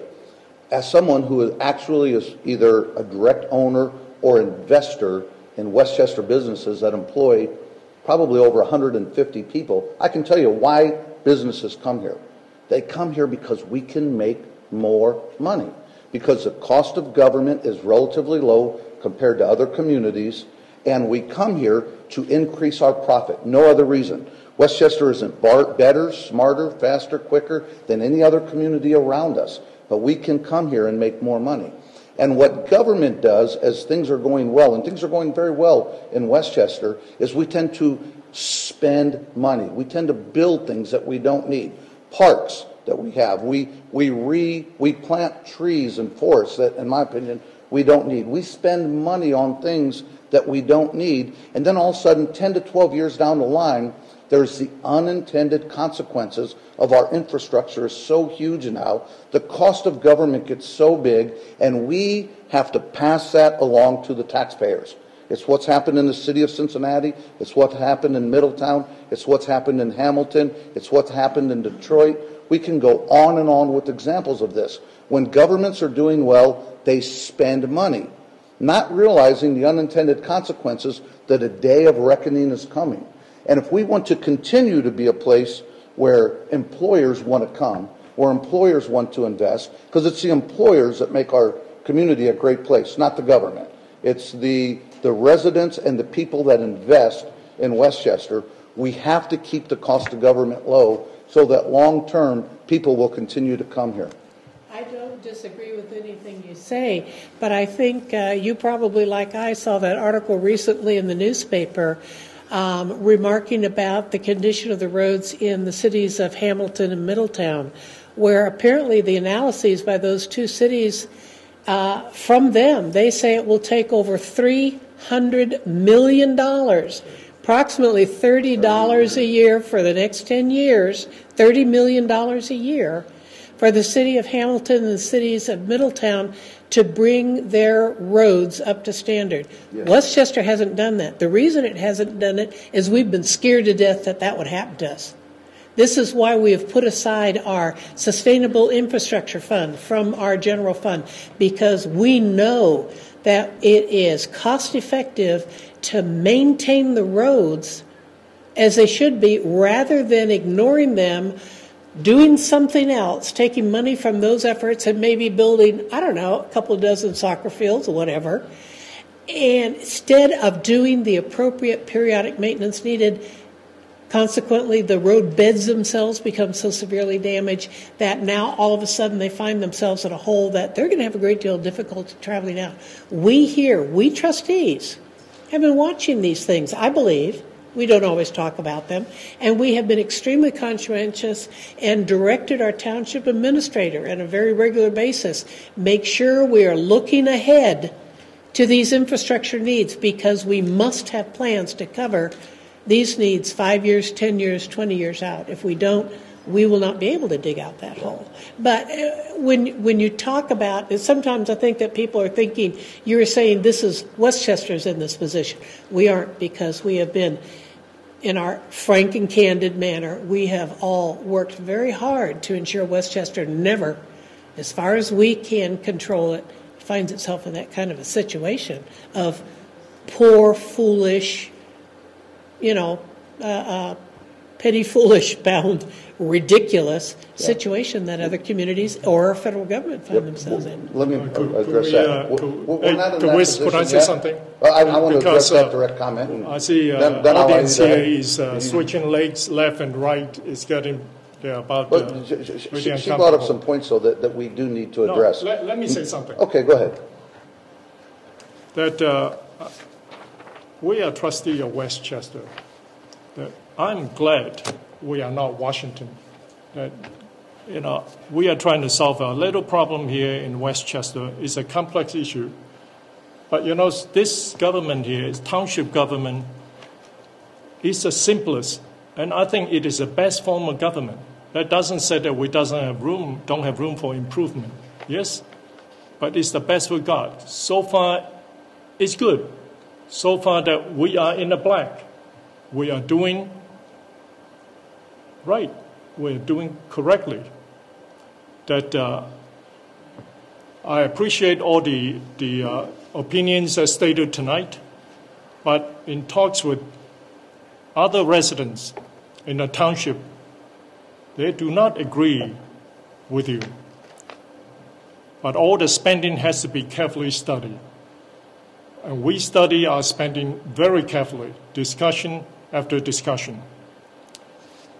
We cannot act like federal government and be able to do what is best for Westchester residents. I want to say that last week, yes, I went to one of our new business in Westchester. What is that? Frickers. I got to say that I walk in there about 5 o'clock or 6 o'clock sometime in the evening. The place was packed that I couldn't even find a place to sit. And there were lines waiting for 30 to 40 minutes. That was so early in the evening. And the business owner told me that business was great. Westchester Township employees such as fire department, zoning department, work with them, and they are very happy with us. Westchester is a great community. We hear all this gloom and doom about national debt. Yes, we have our congressman talk to them at that level. We have John Boehner, our state representative. Agenda 21, that's a United Nations agenda. I don't know how to get into our agenda here. We are flying all over the place. I deal with what is on the ground in Westchester. I do what is best for the people of Westchester. Mr. Lane. Yeah, I'd like to address a few things that both of you guys have said about Westchester being strong and about us spending our money carefully. First of all, I would argue that we don't spend our money carefully, and it's evidenced by the 2-to-1 votes. I just disagree with the way you and Kathy want to spend money. I'm not making a judgment statement on it, just saying I would argue against that. But the problem we're going to have isn't today. It's not today. Hamilton, when they started 30 years ago in Middletown, the Stoker brought up the roads. Their problems didn't just happen today. 30 years ago, they were rocking and rolling. The steel industry, the paper industry. And they thought it would go on forever. And they started building swimming pools. They started building bike paths. They started building parks. They added these beautiful Taj Mahals, these buildings, this infrastructure. And then the unintended consequences down the road, when they look back, now they can't even afford to fix their roads because they have so many other things to maintain, things that aren't core competencies and things that they didn't need then and they don't need today. I just want to make sure we can avoid the same path. However, I can count to 2. For us to continue the debate, I don't think would be a good use of our time. And Ms. Boyko, I think you have the feel from the board. I do have a question, though.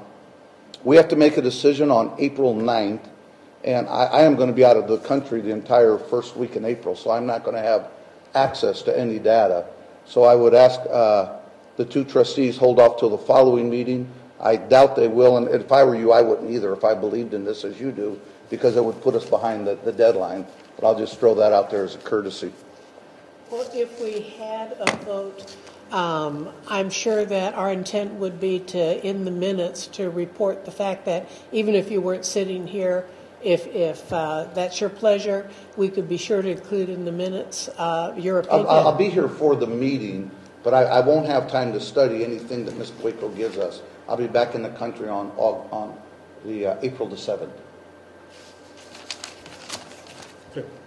Ms. Boyko, will you explain to the township about this, our Liberty Tax incident, that I think it precipitated a lot of misunderstanding about zoning rules. the difference between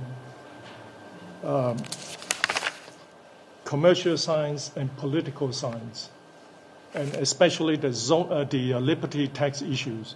That was the incidents occurred. I wasn't there. I did not see what happened out there. Will you please explain that? Well, I'd like to start just with I can't attest to or explain any action that Mr. Reinell is alleging you conducted, because I wasn't there. I don't know what you did or didn't do, so I cannot address those questions. But regarding political signs versus commercial signs, they are addressed very differently.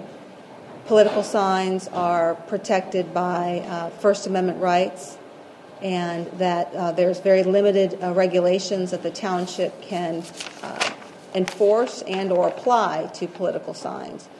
And so what your actions on any particular street corner cannot be applied to and compared to the enforcement of commercial signs, because the enforcements are very different. Is that what you're inquiring? Or the difference than zoning? Yeah, I think that's commercial. Is that what you're saying?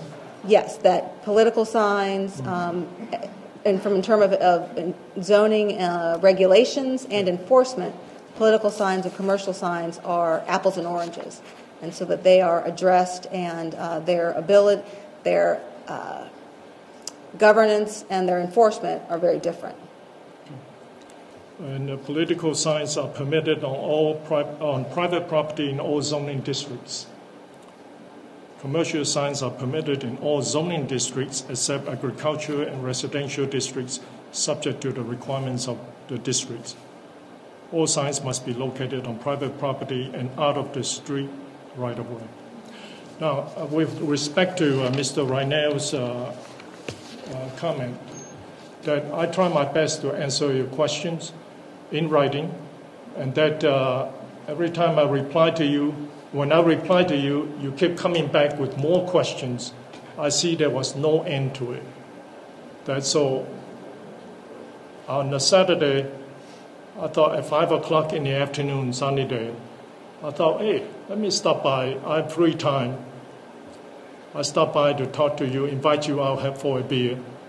I ring your doorbell, no answer. So I thought, well, let me leave a message on his phone that I stopped by and tried to talk to him. I saw the number on the truck. My intention was pure. Just want to invite you out, have a beer, let's talk about it. I know that you're very emotional about it. But when I called you, you said that something about that you were going to sleep. So I apologize that I inconvenienced you. I have no intentions to come to disrespect you or anything. My intention was come to explain to you all the questions that you want to talk about. I do have to work during the day, and I'm pretty busy. And I cannot keep responding one email after another. There was just no end to it. So that's all about that.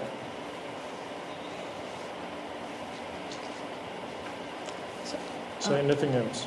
Just then, so in referencing the discussion item, is it the board's, at least the majority of the board's then, direction to prepare the application and have it presentable for a discussion item, for a business item at your April 9th meeting?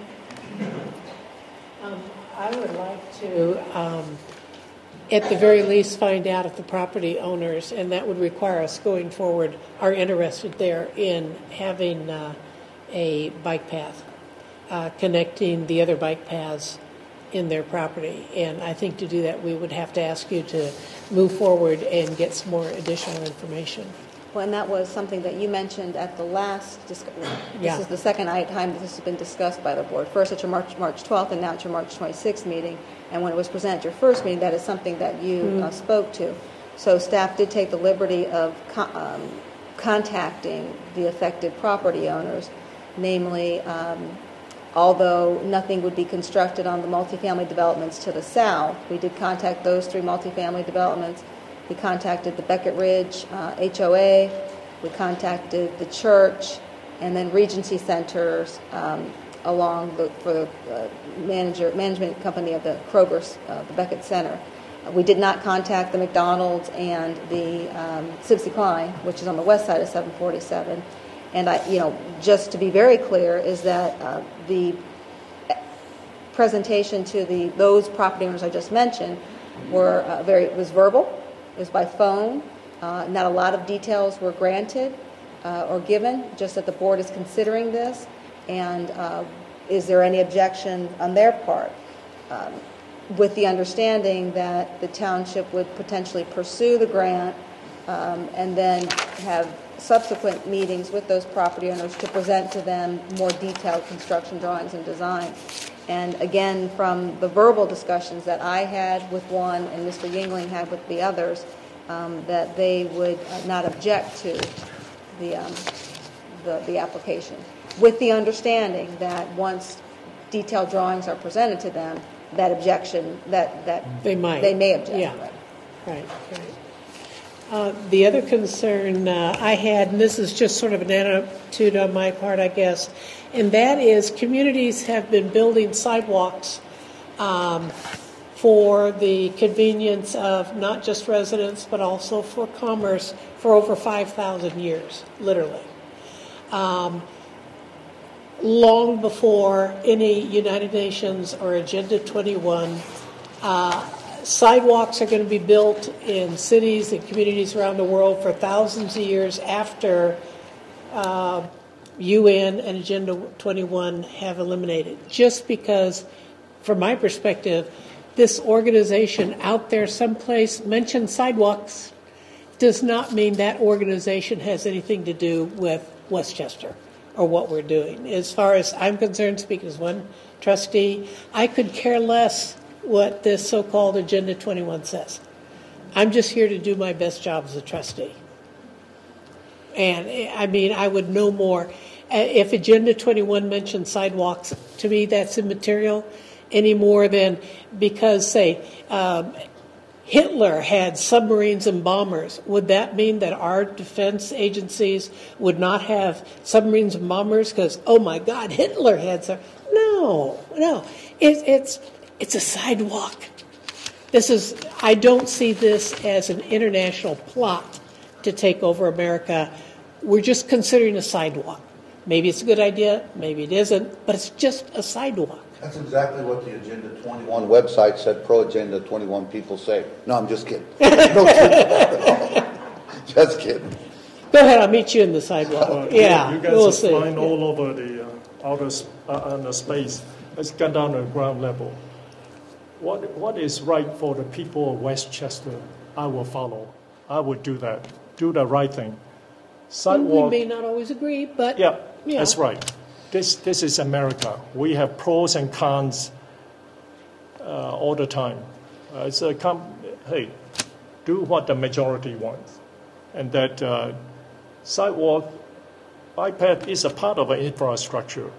That is a little part, just a short distance. It's an important link for for a lot of people that for township use. On the other hand, that doesn't mean that we intend to build sidewalks all over the place. That's right. We backed away from the Dimmick Road one. People didn't want it there. Okay. It's a small grant to build this little project. Where's this idea came from that we are building sidewalk all over township? That's kind of blown out of proportion. It all starts it's just somewhere. a short. And if we do what the majority wants, as Mr. Wong recommends, we're going to be in a lot of trouble. We are not elected to do what the majority wants. This is not a democracy, it's a republic. And the people represent us for our views and our perspectives. We do not, this is not about what the majority wants. And I believe the majority of people in Westchester would put police and fire above this bike path. That's my opinion. But that's not an empirical statement, just an opinion. I'm finished with the bike pass. If you guys are, we can continue talking this, but we're not going to change anybody's opinion. I do have one other trustee comment I would like to get in. The Lakota Hall of Fame every year inducts people, past graduates, into their athletic Hall of Fame. And one of our police officers, Ernie Malott, a good friend, I've known Ernie since probably the first week I moved to Westchester. I met him, his mom, and his dad and his sister back in 1989. And he was inducted into Lakota Hall of Fame this past week. He was a 1985 graduate. He specialized in gymnastics, swimming, and diving. And I'm sure that all helps him in his duties as a police officer today. But, Chief, if you can give Ernie our congratulations, I'd appreciate that. Okay, I don't have anything else. We have executive session. Do you want to need a Yes. motion? I will entertain a motion to adjourn the regular meeting and go into executive session with legal counsel for the purpose of considering and discussing personnel matters, review of benefits and duties of certain non-contract and contract employees, review of retention, tenure, and evaluation of a public employee, acquisition, sale, or swap of real property, current and pending litigation. The board will not return. Also move. I'll second. Discussion? Roll call? Mr. Wong? Yes. Mrs. Stoker? Yes. Mr. Lang? Yes.